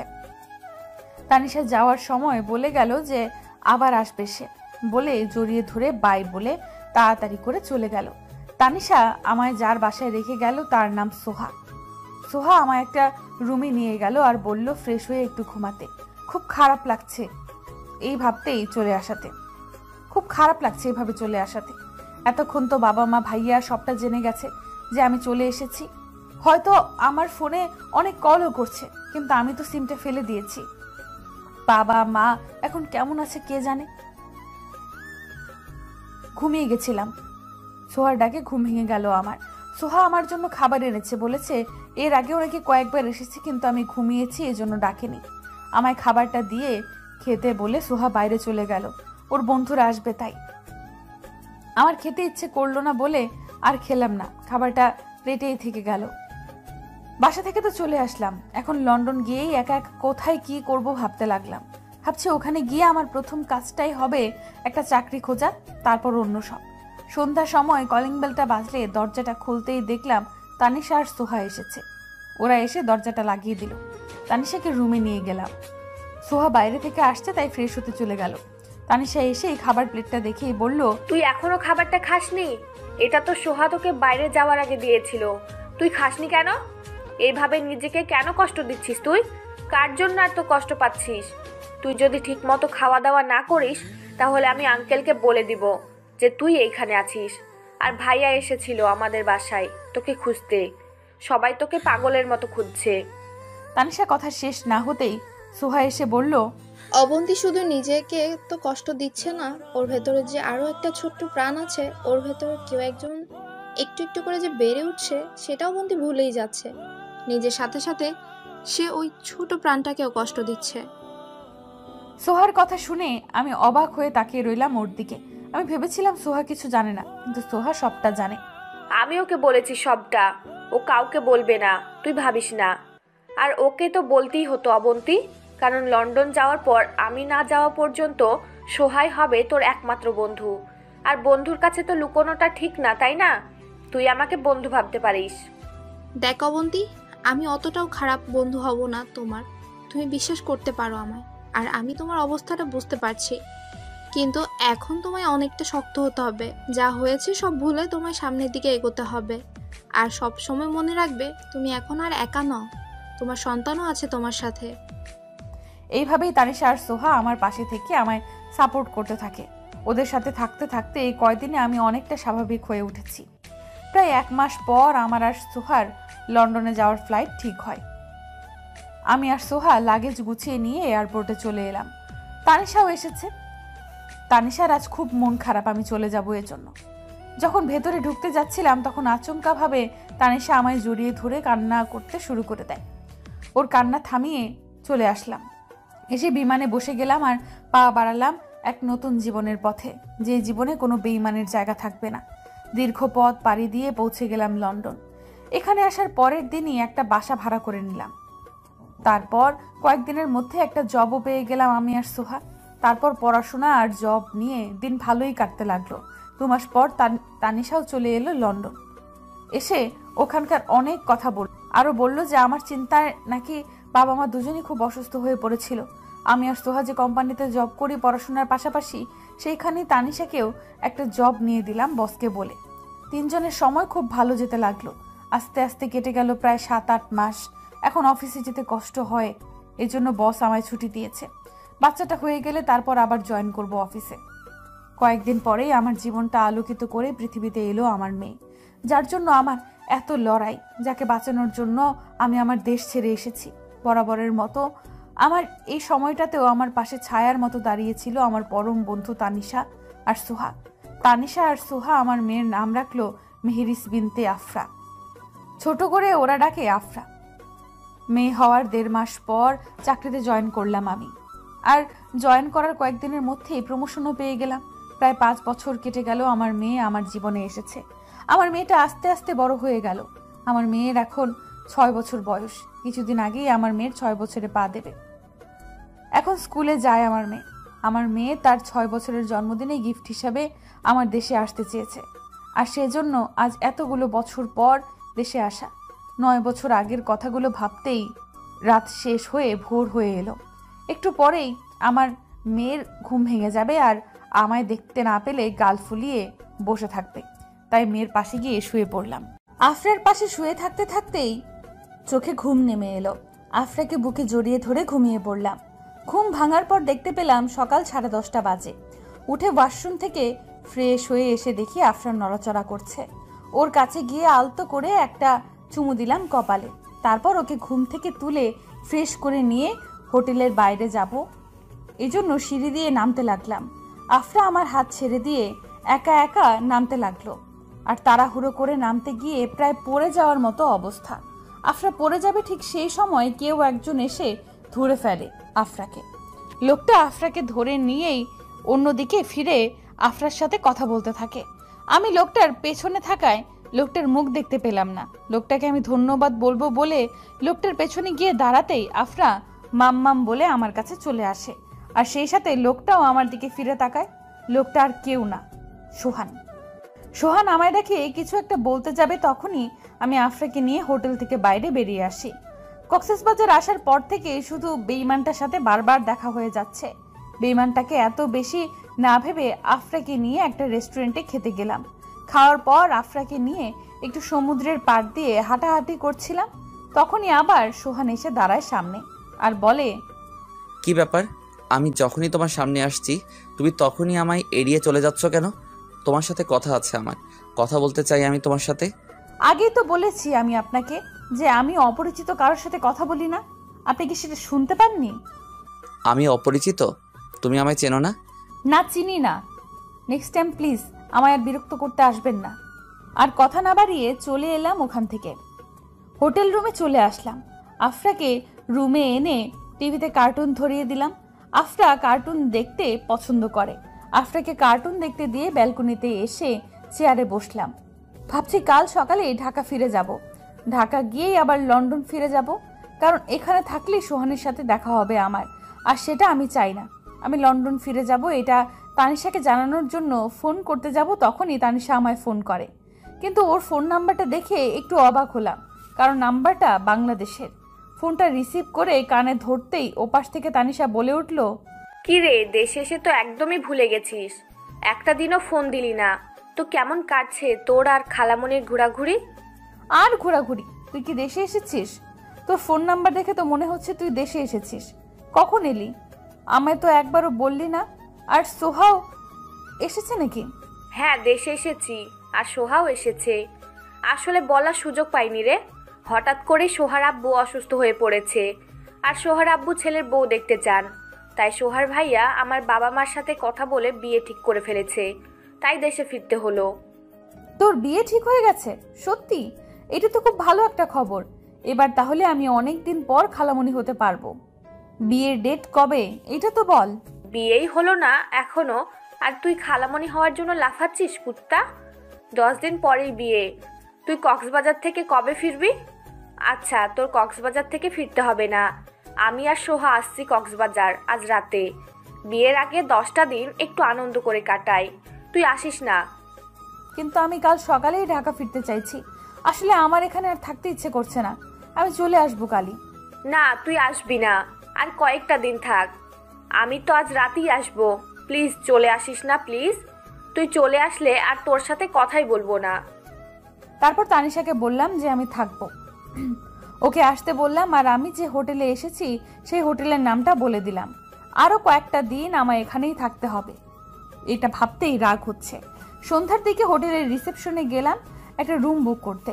রুম বুক করে চলে আসবো সেই সময় দেখি যে সোহান হোটেলের ভেতরে আসছে। ওকে দেখেই আরও রাগ হলো। ওদিকে আসতে দেখেই আমি চলে আসবো সে সময় সোহান বলে যে, রিসিপশনে কেন এসছো? কোনো সমস্যা হচ্ছে কি তোমার রুমে? সমস্যা হলে আমায় বলতে পারো। আমি কিছু বলছি না দেখে সোহান রিসেপশনের মেয়েটিকে জিজ্ঞেস করলো যে আমি কেন এসেছি। মেয়েটা বলল যে একটা রুমের বুকিং দিতে। আর একটা রুম কেন? কে আসবে? ও আমি তো ভুলেই গিয়েছিলাম যে তোমার হাজবেন্ড আছে, সে হয়তো আসবে, তাই না? কিন্তু তার জন্য আলাদা রুম কেন বুঝলাম না। সোহানের কথা শুনে আমার শরীরটা জ্বলে যাচ্ছে। হ্যাঁ, আপনি ঠিক বলেছেন, আমার হাজবেন্ডই আসবে, সাথে তার এক বন্ধুও আসবে। তাই আর আপনি কে আমায় এগুলো জিজ্ঞেস করার? আপনি আপনার সীমানাটা ভুলে যাচ্ছেন হয়তো মিস্টার সোহান। সীমার মধ্যে থাকার চেষ্টা করুন। বলেই চলে এলাম রুমে। আফরাকে একা রেখে গিয়েছিলাম রুমে আসতে আফরা বাইরে গিয়ে আইসক্রিম খাওয়ার জন্য বায়না ধরলো, তাই আবারও আমায় বাইরে আসতে হলো। আফরাকে নিয়েই বাইরে এসে আইসক্রিম কিনে আবার রুমে চলে আসলাম। আর আফরাকে বললাম যে আজ ওর খালামণি আসবে এখানে। শুনেই আফরা মহা খুশি। রাতের খাবার খেয়ে আফরা ঘুমিয়ে পড়লো। রাত প্রায় 1টা বাজে। আমি শুয়ে শুয়ে বই পড়ছিলাম, তখন ফোন দেয় তানিশা, দিয়ে বলে যে ওরা চলে এসেছে। তাই আমি রুমের দরজা লক করে রিসেপশনে চলে আসি। রিসেপশনে এসেই একবার চারপাশে ভালো করে দেখে নিলাম যে সোহান আছে কিনা। সোহানকে কোথাও দেখতে পেলাম না, হয়তো নেই এখন। আমি আসার কয়েক মিনিট পর তানিশা আর সোহা আসে। তানিশা এসেই জড়িয়ে ধরে আমায় আর বলে যে কতদিন তোকে দেখি না অবন্তী, এতদিন তোকে অনেক অনেক মিস করেছি। আমার খালামণি কোথায়? ওকে আদর করি না কতদিন হয়ে গেল। আফরা ঘুমিয়ে পড়েছে, সব পরে হবে, আগে রুমে চল, ফ্রেশ হয়ে কিছু খেয়ে নে। বলেই আমি রিসেপশনের মেয়েটার কাছ থেকে রুমের চাবিটা চাইলাম। মেয়েটা চাবি দিতে দিতে বলল যে আচ্ছা ম্যাম, আপনার না হাজব্যান্ড আসার কথা ছিল, আপনি বললেন, সেই জন্য তো রুম বুক করলেন। তাহলে এনারা যে? এদেরই আসার কথা ছিল, আমি এদের জন্য রুম বুক করেছি। বলেই ওদের নিয়ে চলে এলাম। অন্যদিকে সোহান যে আমার আশেপাশেই ছিল সেটা আমি বুঝতেই পারিনি। তানিশা যে আমার সাথে এই হোটেলেই উঠেছে সেটা সোহান দেখেছে। আমি রিসেপশন থেকে চলে আসতেই সোহান রিসেপশনের মেয়েটার কাছে গিয়ে জিজ্ঞেস করে, কি বলছিলে এত ওনার সাথে? আর ওনার সাথে সেই মেয়ে দুইটা কে? কোন রুমে উঠলো তারা? অবন্তী ম্যামের বন্ধু ওরা দুজন স্যার। ম্যাম যে রুমটা বুক করেছিল তার হাজবেন্ড আর তার বন্ধুর জন্য, সেই রুমটাতে ওনার এই বন্ধু দুটো উঠবে, তাই জিজ্ঞেস করেছিলাম। কি জিজ্ঞেস করেছিলে? আর ওনার হাজবেন্ডের জন্য বুক করা রুমে ওদের কেন উঠতে বললো? ওনার হাজবেন্ড কি আসবে না? না স্যার, ওনার হাজবেন্ড আসবে না। আসলে অবন্তী ম্যাম ওনার এই বন্ধু দুইজনের জন্য রুমটা বুক করেছিলেন, ওনার হাজবেন্ডের জন্য না স্যার। ও ওকে। অবন্তী ম্যাম আর ওনার বন্ধু দুজনের একটু বেশি খেয়াল রাখবে, দেখবে ওনাদের যেন কোনো কিছুতেই কোনো সমস্যা না হয়। বলেই সোহান চলে যায় সেখান থেকে। আর এদিকে আমি তানিশাদের ওদের রুমে রেখে নিজের রুমে এসে শুয়ে পড়ি। তানিশা আর সোহার ডাকে ঘুম ভাঙে আমার। ওরা দুজন সকালে উঠেই ফ্রেশ হয়ে আমায় ডাকতে এসেছে, সকাল সকাল ঘুরতে বের হবে এজন্য। আমি ফ্রেশ হতে চলে গেলাম আর তানিশা আফরাকে ঘুম থেকে তুলতে থাকে। আমি এসে দেখি আফরা ওদের দুজনকেই 2 হাত দিয়ে ধরে বসে আছে। আফরাকে দেখেই বোঝা যাচ্ছে সে কতটা খুশি। আফরাকে রেডি করে নিয়ে বের হয়ে পড়লাম সেন্ট মার্টিনের উদ্দেশ্যে। ঘুরে আসতে আসতে অনেকটা রাত হয়ে গেছে আর আমার মেয়েটাও অনেকটা ক্লান্ত। আফরা তো আসার সময় গাড়িতেই ঘুমিয়ে পড়েছে। পরের দিন আমার ঘুম থেকে উঠতে অনেকটাই দেরি হয়ে গেল আর আমার মেয়ে আমার আগেই ঘুম থেকে উঠে তানিশাদের খুঁজতে বের হয়ে গেছে রুম থেকে আমায় না বলে। আফরা জানে না তানিশারা কোন রুমে আছে, তাই সে খুঁজতে খুঁজতে রিসেপশনের সামনে চলে এসেছে। আর সোহানও রিসেপশনের দিকে আসছিল, তাই আফরার সাথে ওর দেখা হয়ে গেল। সোহান আফরার কাছে এসে বলল, কি ব্যাপার মামনি, আজ একা বের হয়েছো? মাম্মাম কোথায়? মাম্মামকে বলে বের হয়েছো নাকি না বলে? আর একা একা কেন বের হয়েছো তুমি? মাম্মাম তো ঘুমাচ্ছে, উঠেনি। আর আমি তো খালামণিকে খুঁজছি, কিন্তু পাচ্ছি না কোথাও। তুমি কি জানো আমার খালামণিরা কোথায় আছে? তোমার খালামণিকে খুঁজছো তুমি? নাম কি তোমার খালামণির? বলো, আমি খুঁজে দিচ্ছি তোমায়। আমার একটা খালামণির নাম তানিশা আর একটা খালামণির নাম সোহা। তুমি জানো আমার খালামণিরা আমায় অনেক অনেকটা ভালোবাসে, আমার মাম্মামও আমায় অনেক ভালোবাসে। সবাই তাহলে তোমায় অনেক ভালোবাসে? তুমি তো একটা পুতুলের মতো, তাই তো সবাই এত এত ভালোবাসে তোমায়। মামুনি চলো আমরা ওখানে বসে কথা বলি, আর তোমার খালামণিকে খোঁজার জন্য ভাবি যে কিভাবে খুঁজে পাবো তাদের। খালামণিদের কখন খুঁজে পাবো? আমার তো মন কেমন করছে খালামণির জন্য। তাড়াতাড়ি করে খুঁজে দাও না আঙ্কেল। খুঁজে দেবো তো, আগে তোমার নাম বলো তো। তোমার নামটাই তো এখনো বললে না, তাহলে কি করে খুঁজবো তোমার খালামণিকে? আমার নাম মেহেরিস বিনতে আফরা। তোমার নাম কি? বাহ, অনেক সুন্দর তো তোমার নামটা, ঠিক তোমার মতো। তুমি যেমন কিউট, তোমার নামটাও তেমন কিউট। আমার নাম সোহান। তোমার নাম সোহান? তুমি জানো আমার বাবাইয়ের নামও সোহান, সোহান আহমেদ। তোমার নাম সোহান কেন রেখেছি? অন্য কিছু রাখলো না কেন? তোমার বাবার নাম সোহান আহমেদ? কি করেন তোমার বাবা? কোথায় থাকে? মাম্মাম বলেছে আমার বাবাই অনেক দূরে থাকে। আমার বাবাই আমার সাথে থাকে না। আমি দেখিনি বাবাইকে। তুমি জানো আঙ্কেল, আমি মাম্মামকে কতবার বলেছি বাবাইকে একবার আসতে বলতে, কতবার দেখতে চেয়েছি, কিন্তু মাম্মাম দেখায়নি। হঠাৎ করে ঘুম থেকে উঠে দেখি আফরা নেই। রুমে, ওয়াশরুমে, ব্যালকনিতে সব জায়গায় দেখলাম, কিন্তু আফরাকে কোথাও নেই। তানিশার রুমে দেখলাম, ওখানেও নেই। চিন্তায় পড়ে গেলাম খুব। তানিশা নিচে গিয়ে দেখতে আসতে বলল।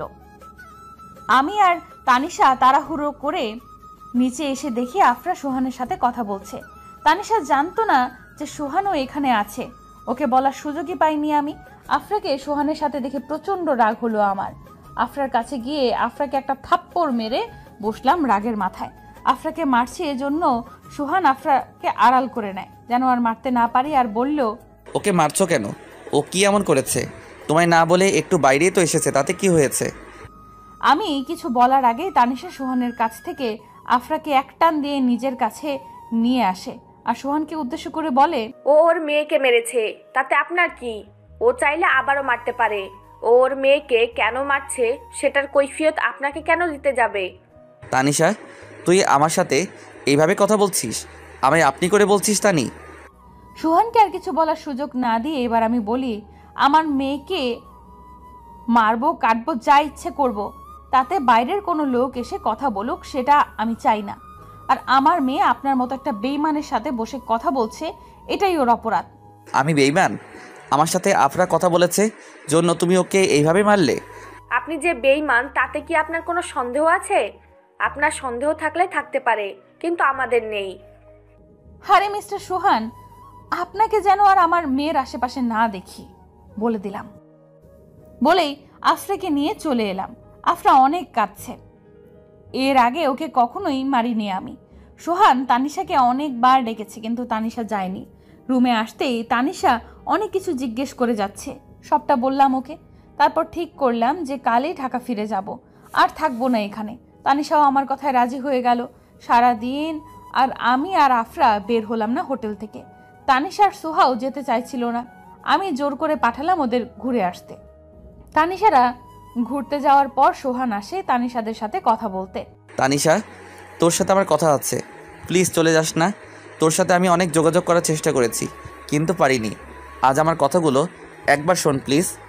কি বলবেন আপনি? আর আমার সাথে আপনার কি কথা আছে সেটাই তো বুঝতে পারছি না আমি। আমার আপনার সাথে কোনো কথা নেই, আর আপনার কোনো কথা শোনার ইচ্ছে বা আগ্রহ কোনোটাই আমার নেই। আপনি করে কেন কথা বলছিস? অবন্তীর মতো কি তুইও আমায় অপরিচিত ভাবছিস? তোর আমার সাথে কথা না থাকলেও আমার অনেক কথা বলার আছে। বললাম তো আপনার কোনো কথা আমি শুনতে চাই না।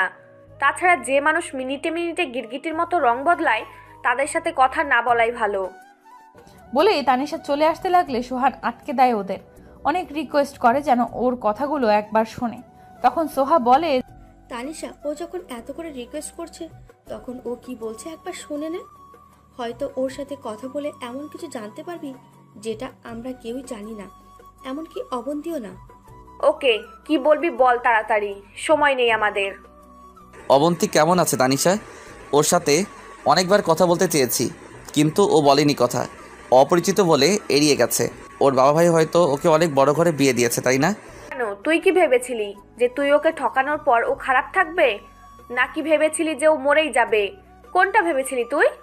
আর বিয়ে বিয়ে দিয়েছে তো, অনেক বড় ঘরে ওকে বিয়ে দিয়েছে, অনেক সুখেও আছে অবন্তী। না না, আমি কেন ভাববো যে ও মরে যাবে আর ও খারাপ থাকুক? এটাও আমি কখনো চাইতে পারি না। আমি সবসময় চাই যেন অবন্তী ভালো থাকে। তুই যে কতটা চাস অবন্তী ভালো থাকুক সেটা আমি দেখতে পেয়েছি। তুই যদি সত্যি ওর ভালো চাইতি তাহলে 6 বছর আগে ওকে এইভাবে ঠকাতে পারতি না, আর এতদিন পর আবার ওর সামনে এসে আবার ওকে কষ্ট দিতে পারতি না। 6 বছর আগে যা হয়েছিল সেটা অবন্তীর ভালোর জন্যই হয়েছিল, আর আমি এতদিন পর ইচ্ছে করে ওর সামনে আসিনি। ওর সাথে দেখাটা হঠাৎ করেই হয়ে গিয়েছিল। তুই আমায় একটা সত্যি কথা বলবি? আমার খুব জানতে ইচ্ছে করছে, কথাটা বলবি? সত্যি কথাই বলবি প্লিজ। আজ আর কোনো মিথ্যে কথা বলিস না। আমি প্রমিস করছি আমি অবন্তীকে কিচ্ছু বলবো না, কারণ আমি চাই না অবন্তী আবার নতুন করে কোনো কষ্ট পাক। কি কথা? আর ভাবিস না, আজ আমি তোকে সব সত্যি কথাগুলোই বলবো। বল, তুই অবন্তীকে কেন ঠকালি এইভাবে? অবন্তী কি ভুল করেছিল যে তুই ওকে এত বড় শাস্তি দিলি? আমি যতদূর জানি সেদিন অবন্তীর কোনো ভুল ছিল না, তারপরও তুই ওকে এত কষ্ট দিলি কেন বল? ও তো তোকে ভালোবাসতো, আর তোকে ভালোবেসে তোর সাথে সারা জীবন থাকতে চেয়েছিল, তাহলে কেন এমন করলি মেয়েটার সাথে? আমি ওকে সেদিন কষ্ট দিতে চাইনি, আমি ঠকাইনি ওকে। আমি কিভাবে ঠকাবো ওকে বল? আমি নিজেও তো ওকে খুব ভালোবাসি, আমি আমার থেকেও বেশি ওকে ভালোবাসি। ঠকাতে চাইনি ওকে আমি। চুপ কর, তোর মুখে আর অবন্তীকে ভালোবাসার কথা মানায় না। তুই যে ওকে কতটা ভালোবাসতি সেটা আমার জানা হয়ে গেছে, আর তুই যদি ওকে সত্যিই ভালোবাসতি তাহলে পারতি না সেদিন ওর বাবা মার সামনে ওকে অস্বীকার করতে, পারতি না তোদের বিয়েটাকে অস্বীকার করতে। ও শুধু তোকে পাওয়ার জন্য ওর বাড়ির লোকের সাথে কি না করেছে, আর তুই ওকে ওর বাড়ির সবার সামনে মানসিক রোগী সাজিয়ে দিয়ে চলে এলি। তানিশা, বিশ্বাস কর, সেদিন আমি বিশ্বাস করব তোকে? তোকে তো সেই মেয়েটা বিশ্বাস করেছিল, তার কি প্রতিদান দিয়েছিস তুই? একদম যত্ন করে ওর পিঠে ছুরি বসিয়ে দিলি। ওই মেয়েটা তোকে নিজের চেয়েও বেশি বিশ্বাস করত, আর তুই ওকেই ছি সোহান। অবন্তীর খুব বড় একটা ভুল ছিল যে সে তোকে চিনতে পারেনি। শুধু অবন্তী কেন, আমরাও তোকে চিনতে পারিনি, একটুও বুঝতে পারিনি যে তুই ভালো মানুষের একটা মুখোশ পরে আছিস। আমি ওকে ছুঁড়ে মারিনি, ঠকাইনি আমি সত্যি অবন্তীকে অনেক ভালোবাসি, বিশ্বাস কর তানি। অবন্তীকে ভালোবাসিস এই কথাটা বলে আর ওই মেয়েটাকে ছোট করিস না প্লিজ। তুই সত্যি সত্যি ওকে ভালোবাসলে সেদিন ওকে ওই অবস্থাতে ওকে ছেড়ে যেতে পারতি না। তুই ওকে ওর বাবা মার সামনে ছোট করার পরও মেয়েটা তোর কাছে ছুটে গিয়েছিল তোকে কিছু বলার জন্য। মেয়েটা ভেবেছিল কথাটা শোনার পর হয়তো তুই ওকে আবার তোর বুকে টেনে নিবি, কিন্তু না, তখনও তুই ওর ধারণাকে ভুল প্রমাণ করে দিলি।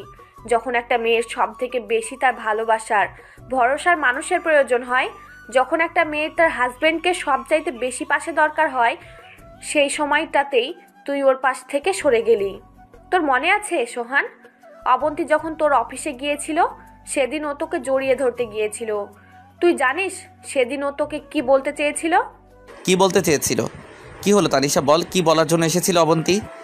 সেদিন অবন্তী তোকে এইটা বলার জন্য ছুটে গিয়েছিল যে অবন্তী প্রেগনেন্ট, অবন্তী তোর বাচ্চার মা হতে যাচ্ছে। তোকে এই কথাটা জানাবে বলেই তোর কাছে পাগলের মতো ছুটে গিয়েছিল সেদিন। তোর কাছে গিয়ে যখন ও কথাটা বলতে গিয়েছিল তখন তুই ওকে ধাক্কা মেরে ফেলে দিয়েছিলি সোহান। সেদিন যদি ও আর একটু বেশি ব্যথা পেত তাহলে ওর আর ওর বাচ্চার দুজনেরই ক্ষতি হতে পারত। সেদিন অবন্তীর সব থেকে বেশি তোকে প্রয়োজন ছিল সোহান, কিন্তু তুই থাকিসনি। ঈশার কাছে কথাগুলো শোনার পর সোহান আর নিজেকে সামলাতে পারেনি। ওখানে বসেই চিৎকার করে কেঁদে ওঠে সোহান, আর কেঁদে কেঁদে বলতে থাকে, আমি এত বড় ভুল কিভাবে করতে পারলাম? অবন্তী আমার বাচ্চার মা হতে চলেছিল, আর আমি ওকে ছেড়ে চলে আসলাম। এতটা স্বার্থপর কি করে হলাম আমি? ও আমায় এতটা ভালোবাসলো, আর আমি ওকে শুধু কষ্টই দিয়ে গেলাম। কি করে পারলাম আমি ওর সাথে এমনটা করতে? এইটুকু বলেই আবার কাঁদতে থাকে সোহান। এখন কেন কাঁদছিস তুই? তুই জানিস তুই যেদিন অবন্তীকে অস্বীকার করে চলে এসেছিলি সেদিন অবন্তীও এইভাবে কেঁদেছিল। তোর জন্য কতটা কষ্ট পেয়েছে কোনো ধারণা আছে তোর? অবন্তীর বাড়ির লোক ওর বিয়ে ঠিক করে দিয়েছিল, কিন্তু অবন্তী শুধু তোকে ভালোবাসে, আর তোর দেওয়া একমাত্র উপহার তোর বাচ্চাকে এই পৃথিবীতে আনার জন্য অবন্তী ওর বিয়ের দিন ওর বাড়ি ছেড়ে বাবা মাকে ছেড়ে চলে এসেছিল শুধুমাত্র তোর জন্য। এতক্ষণ সোহা চুপ করেছিল, কিন্তু এখন আর চুপ না থেকে বলল, অবন্তী যে শুধু বাড়ি ছেড়ে না, বাবা মাকে ছেড়ে চলে এসেছিল তাই না? অবন্তী যে দেশে ছোট থেকে বড় হয়েছে সে দেশ ছেড়েও পাড়ি জমিয়েছিল লন্ডন। আর একটা মেয়ে একা অন্য দেশে গিয়ে চাকরি করা, পড়াশোনা চালানো আর সন্তানকে জন্ম দেওয়া, সেই সন্তানকে একা একা বড় করা, একা একটা মেয়ের পক্ষে কতটা কঠিন সেটা কি আপনি বুঝতে পারছেন? অবন্তী যে লন্ডন যাওয়ার পর প্রথম কয়েকটা মাস কতটা কষ্ট করেছে সেটা শুধুমাত্র আমি জানি। আমি দেখেছি এমন কোনো একটা রাত যায়নি যে অবন্তী আপনার জন্য চোখের পানি ফেলেনি। প্রত্যেকটা মেয়ে চায় তার বাচ্চা হওয়ার সময় তার হাজবেন্ড ভালোবাসার মানুষটা তার পাশে থাকুক, তার হাতটা ধরে রাখুক শক্ত করে। অবন্তী যে দিন তার বাচ্চাটা জন্ম দিয়েছিল, অবন্তীও চেয়েছিল তার ভালোবাসার মানুষটাকে পাশে, কিন্তু পায়নি। আফরা হওয়ার পর অবন্তী অন্যরকম একটা শক্তি পেয়েছে, কারণ ও জানে তোর মতো ওর মেয়ে কখনো ওকে ছেড়ে যাবে না, ওর সাথে বেইমানি করবে না। অবন্তী বুঝিয়ে দিয়েছে যে কেউ পাশে না থাকলেও ভালোভাবে বাঁচা যায়। অবন্তী তোকে ছাড়াই ওর মেয়েকে এত বড় করেছে, আর ও তোকে ছাড়াই বাকি জীবনটা মেয়েকে নিয়ে কাটিয়ে দেবে ভালোভাবে। তোর কাছে একটা রিকোয়েস্ট, তুই আর অবন্তীর জীবনে আসার চেষ্টা করিস না। অবন্তী নিজের জীবনটা ওর মতো করে মেয়েকে নিয়ে গুছিয়ে নিয়েছে, ওর জীবনটা আর এলোমেলো করে দিস না, ওকে ওর মতো ভালো থাকতে দে, ভালো থাকিস। বলেই তানিশা আর সোহা চলে এলো হোটেলে, আর ঘুরোঘুরি না করে। ওদের দুজনকে এত তাড়াতাড়ি চলে আসতে দেখে একটু অবাক হলাম। জিজ্ঞেস করলাম, এত তাড়াতাড়ি চলে এলো কেন? আমার কথা শুনে মনে হয় তানিশা তেলে বেগুনে জ্বলে উঠল। রেগে রেগে বলল, কেন, তুই কি ভেবেছিলি যে আমরা ওখানে থাকতে গেছি, নাকি আমরা চলে আসাতে তোর প্রবলেম হচ্ছে? আমরা চলে গেলে তুই হ্যাপি হবি? হলে বল, আমরা ঘুরতে চলে যাচ্ছি। আমি কি এমন বললাম যে তুই এত রেগে গেলি? সরি তানি। আমি আর আমার কথাটা শেষ করতে পারলাম না, তার আগেই রেডি হয়ে নি অবন্তী, আফরাকেও রেডি করে দে তাড়াতাড়ি, আমরা আজই ঢাকা ফিরে যাব। সোহা, তুইও যা, রেডি হয়ে আয়। আজই কিভাবে? কোনো টিকিটই তো কাটা হয়নি, কিভাবে যাব? কাল গেলেই তো হবে। আর তুই তো কাল যেতে চাইলি, তাহলে কি হলো হঠাৎ তোর? আমার কথা শুনে তানিশা আরো রেগে গেল। আমি কি বললাম শুনতে পাসনি তুই? আমরা আজই এখান থেকে চলে যাব, আজই মানে আজই। অনেক ঘুরেছি, আর ঘুরতে হবে না, টিকিট কাটা হয়ে গেছে। রেডি হয়ে নে, আমরা 10 মিনিটের মধ্যে এখান থেকে চলে যাব। আমি তানিশাকে বললাম যে রেডি হচ্ছি, আর কিছু বললাম না, কারণ তানিশা খুব রেগে আছে। এখন বেশি কিছু বললে তানিশা আরো রেগে যাবে। একটু পরে রেডি হয়ে আমরা সবাই রিসেপশনে এসে দাঁড়ালাম, কারণ হোটেলের বিলটা দিতে হবে। রিসেপশনের প্রায় অনেকটা দেরি হয়ে গেল, কারণ আমরা যে কয়দিনে হোটেলটাতে ছিলাম এই কয়দিনে বিলটা দেওয়াতে রিসেপশনের মেয়েটা নিতে রাজি হলো না। আমরা অনেক বলার পরেও নিচ্ছে না, কিন্তু কেন নিচ্ছে না সেটা আমরা বুঝতে পারছি না। আমার ভয় হচ্ছে তানিশাকে নিয়ে। তানিশা এমনিতেই রেগে আছে অনেক, তার উপর আবার রিসেপশনের মেয়েটা বিল নিচ্ছে না। তানিশা কি বলবে আল্লাহ জানে। মেয়েটা কিছুতেই নিচ্ছে না, শুধু বলছে যে স্যার নিতে মানা করেছে আপনাদের বিল। তানিশা রেগে গিয়ে মেয়েটাকে তার স্যারকে আসতে বলল, আর মেয়েটা ফোন করে বলল, হ্যালো স্যার, অবন্তী ম্যাম আর ওনার বন্ধুরা আজই হোটেল থেকে চেক আউট করে যাচ্ছে। ওনারা বিল দিতে এসেছে, আমি নিচ্ছি না দেখে রাগারাগি করছে। ওনারা আপনাকে আসতে বলছে। মেয়েটা এটুকু বলেই রেখে দিল, আর আমাদের বলল, ম্যাম প্লিজ রাগ করবেন না, একটু বসুন, স্যার এক্ষুনি আসছে। আসলে ম্যাম আমার সাথে রাগ করে কোনো লাভ নেই, কারণ আমাদের স্যারই না করেছে যেন আপনাদের কাছে কোনো টাকা না নেয়। স্যারের কথা অমান্য করব কিভাবে বলুন? প্লিজ বসুন ম্যাম। 10 মিনিটের মধ্যে মেয়েটার স্যার এসে হাজির হলো, আর মেয়েটা আমাদের ওর স্যারকে দেখিয়ে বলল যে ওই তো স্যার চলে এসেছে ম্যাম। মেয়েটার স্যারের দিকে তাকিয়ে আরও একটা শক খেলাম আমরা, কারণ মেয়েটার স্যার আর অন্য কেউ নয়, সোহান। সোহানকে দেখে মনে হচ্ছে কোথাও থেকে দৌড়ে এলো, আর মনে হচ্ছে অনেকক্ষণ ধরে কেঁদেছে। চোখগুলো লাল হয়ে গেছে আর ফুলেও গেছে। সোহান আমাদের দিকে এগিয়ে আসতে দেখে তানিশা সোহানের সামনে গিয়ে, তুই আবার এখানে কি করছিস? তোকে না বলেছি তুই আর অবন্তীর সামনে আসবি না? আবার কেন এসেছিস বল, কেন এসেছিস? ম্যাম কি করছেন? ইনি তো আমাদের স্যার, আপনাদের তো বললাম। তুমি চুপ করো, তুমি কোনো কথা বলবে না, একদম চুপ করে থাকবে। ও তোমাদের স্যার নাকি সেটা আমার জানার দরকার নেই। তানিশা প্লিজ আমার কথাটা শোন, মাথাটা একটু ঠান্ডা কর, ঠান্ডা মাথায় আমার কথাগুলো শোন প্লিজ। কি শুনবো তোর কথা? তোর আর কোনো কথা আমি শুনতে চাই না। আর তুই এদের স্যার কেমনে হলি? আর আমাদের বিলটা নিতে কেন মানা করেছিস? আর তুই আমাদের বিল নিতে না করার কে সোহান? কারণ আমি এই হোটেলের মালিক, এই হোটেলটা আমার, আর তোরা আমার খুব কাছের মানুষ, তাই তোদের কাছে বিল দিতে না করেছি। সোহান এই হোটেলের মালিক এটা জানার পর তানিশা আরও রেগে গেল আর আমায় উদ্দেশ্য করে বলল, অবন্তী, তুই কি জানতি না এটা সোহানের হোটেল?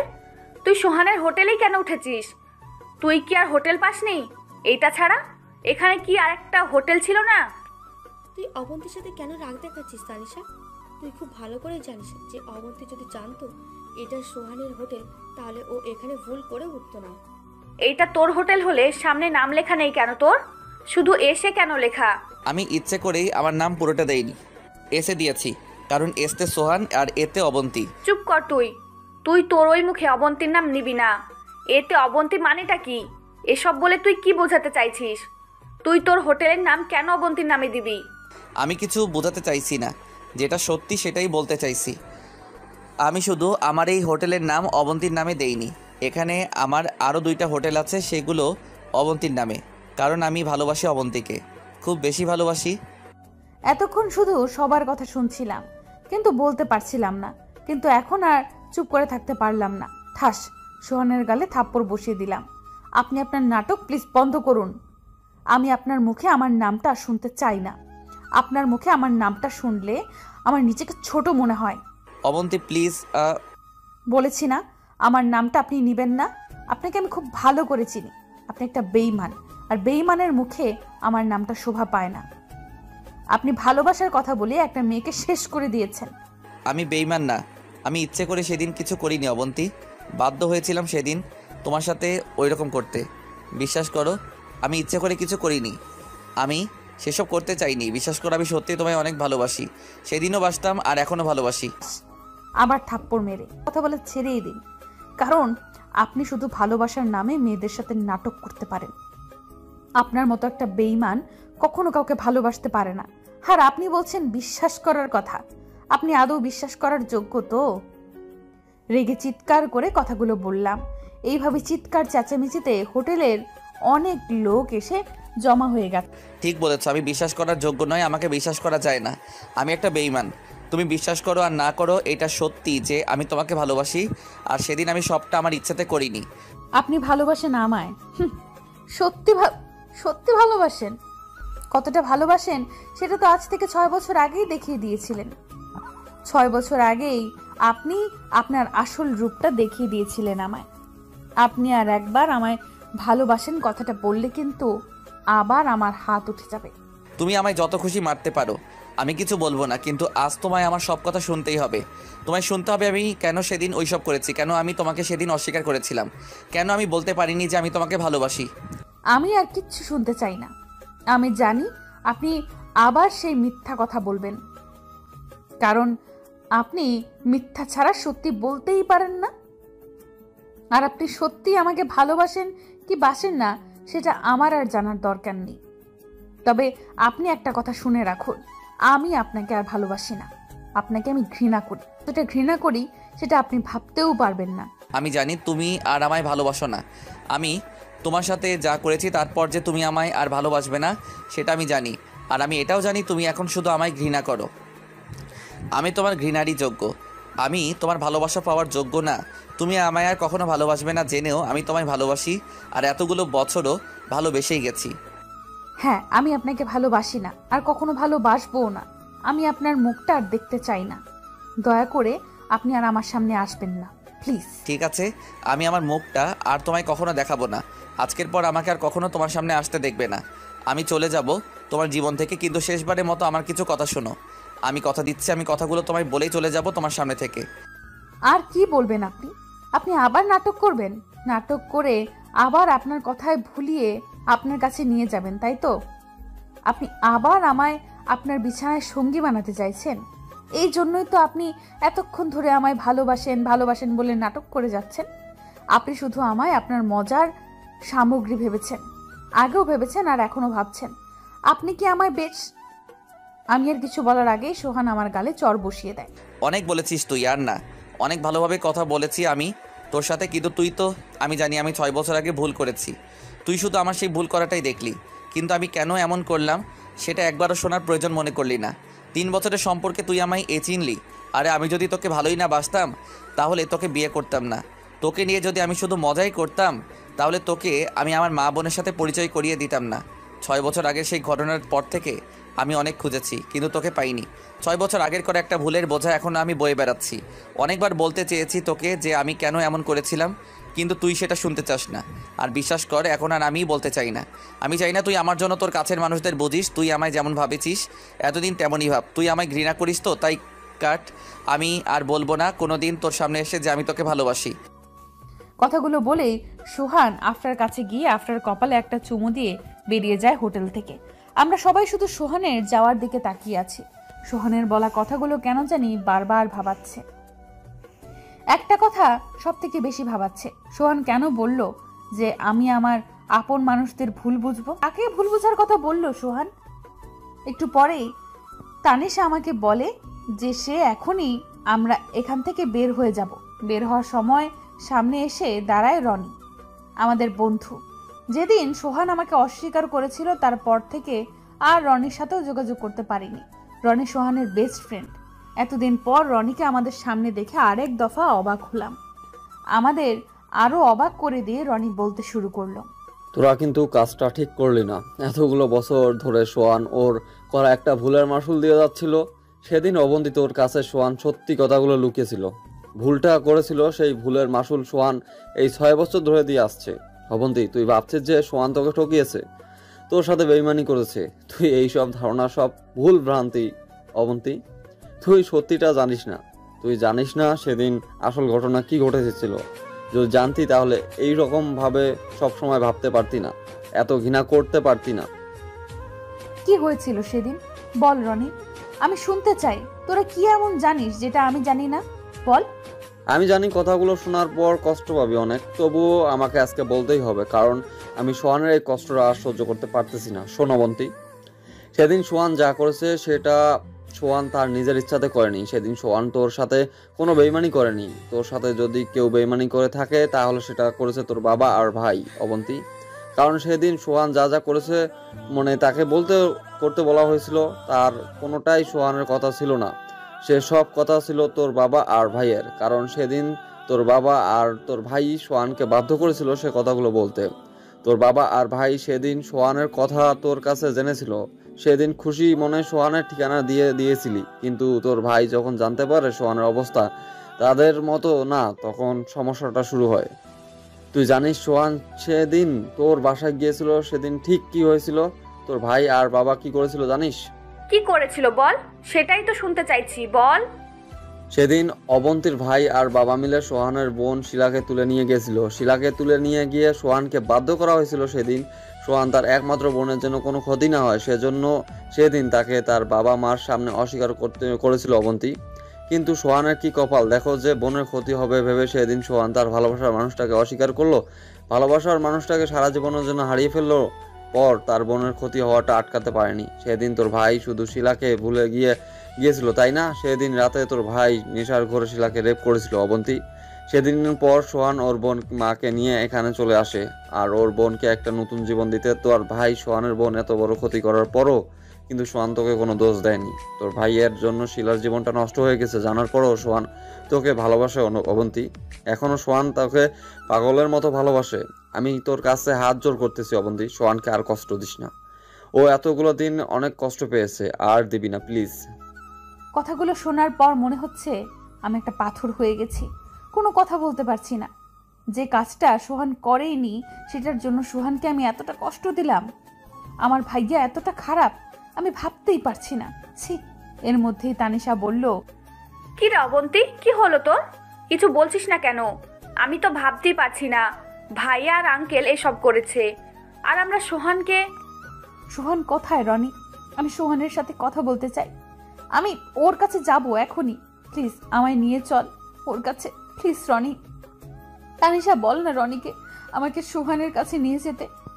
চল, আমি নিয়ে যাচ্ছি। আমি ঠিক জানি না যে সোহান এখন বাসায় আছে কিনা, তবুও একবার গিয়ে দেখতে ক্ষতি কি। চল তাড়াতাড়ি। একটু পরেই পৌঁছে গেলাম সোহানের বাসায়। এখানে সোহান আর রনি থাকে, তাই রনির কাছে বাসার চাবি ছিল, তাই আমাদের ভেতরে যেতে বেশি সমস্যা হলো না। ভেতরে গিয়ে দেখি সোহান নিজের রুমে দরজা বন্ধ করে ভেতরে কি করছে জানি না। ও রুমের দরজা ধাক্কা দিয়ে, সোহান, সোহান, সোহান, আমি জানি তুমি ভেতরে আছো, কথা কেন বলছো না তুমি? সোহান প্লিজ দরজাটা খোলো। তুমি না বললে আমার সাথে তোমার অনেক কথা আছে, আমি শুনবো তোমার সব কথা। প্লিজ দরজাটা একবার খোলো। সোহান, সোহান, কথা কেন বলছো না তুমি? সোহান তুমি দরজা খুলবে না, কথা বলবে না আমার সাথে? তুমি না বললে তুমি এখনো আমায় ভালোবাসো, এটাই তোমার ভালোবাসা। প্লিজ দরজাটা খোলো সোহান, প্লিজ। অনেক ডাকাডাকির পর দরজা খুলে বেরিয়ে এলো সোহান। এসেই জড়িয়ে ধরে বাচ্চাদের মতো কাঁদতে লাগলো। সরি সোহান, আমায় ক্ষমা করে দাও প্লিজ। আমি সত্যিটা না জেনে তোমায় এতগুলো বছর ভুল বুঝে এসেছি। আমি জানতাম না এত কিছু হয়ে গেছে তোমার সাথে। প্লিজ আমায় ক্ষমা করে দাও। তুমি আমায় আগে কেন বলনি সত্যিটা? সত্যিটা জানলে আমি তোমায় এতটা কষ্ট দিতাম না। আমায় মাফ করে দাও প্লিজ। তুমি আমায় মাফ করে দাও, কারণ সবচেয়ে বেশি কষ্টটা তুমি পেয়েছো। আমি তোমায় কষ্ট দিয়েছি। যে সময়টাতে আমার তোমার পাশে থাকার কথা ছিল সে সময়টাতে আমি তোমায় ছেড়ে চলে গিয়েছিলাম। আমি তোমায় সত্যি অনেক ভালোবাসি, বিশ্বাস করো। আমি সেদিন ইচ্ছে করে... আমি সবটা জানি সোহান, কিছু বলতে হবে না তোমার। এবার যা বলার সব আমার বাবা আর ভাইয়া বলবে। তারপর আমি, সোহান, আফরা, তানিশা, সোহার, রনি আর শিলা সোহানের মাকে নিয়ে ঢাকায় ফিরে আসলাম। এসেই বাড়িতে ঢুকলাম। ঢুকতেই দেখতে পেলাম অনেকগুলো মানুষ বসে আছে। একটু ভেতরে যেতেই বুঝতে পারলাম আজ আমার ভাইয়ের এঙ্গেজমেন্ট। যেখানে আয়োজন করা হয়েছে সেখানে চলে এলাম সবাই মিলে। দাঁড়ান মিস্টার রনিক, আপনার সাথে আমার কিছু ইম্পর্টেন্ট কথা আছে। আমার কথা শেষ হলে ভেবে দেখা যাবে আপনার আজ এই এঙ্গেজমেন্টটা আদৌ হবে কি। অবন্তী, তুই এতদিন পর কেন এসেছিস? এতদিন পর 6 বছর আগে তো আমাদের সবার মুখে চুনকালি মাখিয়ে চলে গিয়েছিলি। আজ কেন আসলি? আবার আমাদের করতে সবার সামনে? হুশ মিস্টার আহমেদ, মিস্টার আহমেদ, একটু ধীরে কথাগুলো বলুন। সব প্রশ্ন একসাথে করলে আমি কোনটার উত্তর দেব বলুন তো? আপনি কি বললেন আমায়? যে আমি আপনার মুখে চুনকালি মাখিয়েছি? আমি না হয় খারাপ, সেজন্য আপনার সম্মানটা রাখতে পারিনি, কিন্তু আপনার ছেলে তো খুব ভালো। তাহলে আপনার ছেলে কেন এত বড় জঘন্য কাজটা করলো? কি বলছিস তুই? আর তুই বাবার নাম ধরে কেন বলছিস? তুই থাম। আজ আর তুই কোনো কথা বলবি না। আজ আমি বলবো আর সবাই শুনবে। তোর লজ্জা করে না? একটা মেয়ের এত বড় সর্বনাশ করে তুই এখানে আবার একটা মেয়ের সর্বনাশ করছিস? একটা মেয়েকে যে তুই রেপ করেছিস সেই কথাটা তুই এত তাড়াতাড়ি কি করে ভুলে গেলি? কি মিস্টার আহমেদ, আপনি ওকে জানেন না যে আপনার ছেলে একটা রেপিস্ট? আপনিও তো আপনার ছেলেকে আজ থেকে 6 বছর আগে একটা মেয়েকে তুলে আনতে সায় দিয়েছিলেন, তাই না মিস্টার আহমেদ? সরি, মানে এসব কি বলছিস তুই? অনেক রেপিস্ট? আমি মানছি আমি সেদিন মেয়েটাকে তুলে আনতে সায় দিয়েছিলাম, কিন্তু ও যে মেয়েটার এত বড় সর্বনাশ করে দিয়েছে সেটা জানতাম না। অনেক, অবন্তী কি বলছে এসব সত্যি? চুপ করে থেকো না অনেক। আপনার ছেলে চুপ করে আছে তাতে কি আপনি বুঝতে পারছেন না যে আপনার ছেলে একটা অপরাধী? আপনার ছেলে অপরাধ করেছে আর আপনিও করেছেন। আপনাদের দুজনকেই আমি শাস্তি দেব। সোহান আমাকে আর কিছু বলতে না দিয়ে আমাকে বলে যে সে আমার বাবা আর ভাইকে অনেক আগেই ক্ষমা করে দিয়েছে। সোহান চায় না বাবা আর ভাইয়াকে শাস্তি দিতে। আমি সত্যি জানতাম না যে আমার ছেলে এত বড় একটা অপরাধী। জানলে কখনোই ওকে ছেড়ে দিতাম না। আমায় ক্ষমা করে দে মা। আমি তোর সাথে আর সোহানের সাথে অনেক অন্যায় করেছি, ক্ষমা করে দিস মা আমাকে। বাবা আর কিছু না বলে সবার সামনে বলে যে শিলার সাথে আমার ভাইয়ার বিয়ে হবে। বাবা আর আমার আর সোহানের উপর রেগে নেই, মেনে নিয়েছে সোহানকে। ভালোভাবে শিলা আর আমার ভাইয়ার বিয়েটা শেষ হয়ে গেল। আর আমরাও আর কয়েকদিন সবার সাথে কাটিয়ে তানিশার বিয়ের পর ফিরে এলাম লন্ডন। সোহান আর ওর মা এসেছে আমার সাথে লন্ডন। সোহান তার হোটেলের দায়িত্ব রনিকে বুঝিয়ে দিয়ে আমার সাথে লন্ডনে চলে এসেছে। এখানে এসেই আবার ব্যবসা শুরু করেছে সোহান। আমি, আফরা, সোহান এখন অনেক অনেক খুশি। আফরা তো বাবাইকে পেয়ে এতটা খুশি যে বলে বোঝানো যাবে না। আর সোহানও খুব খুশি এতদিন পর নিজের মেয়েকে কাছে পেয়ে। এত ঝড় ঝাপটা পেরিয়ে এবার শুরু হলো আমাদের নতুন পথ চলা। আল্লাহর কাছে দোয়া করি যেন আর কোনো ঝড় আমাদের জীবনে না আসে। আমরা যেন এইভাবেই সারা জীবন একসাথে বাকি জীবনটা কাটিয়ে দিতে পারি। আল্লাহ হাফেজ।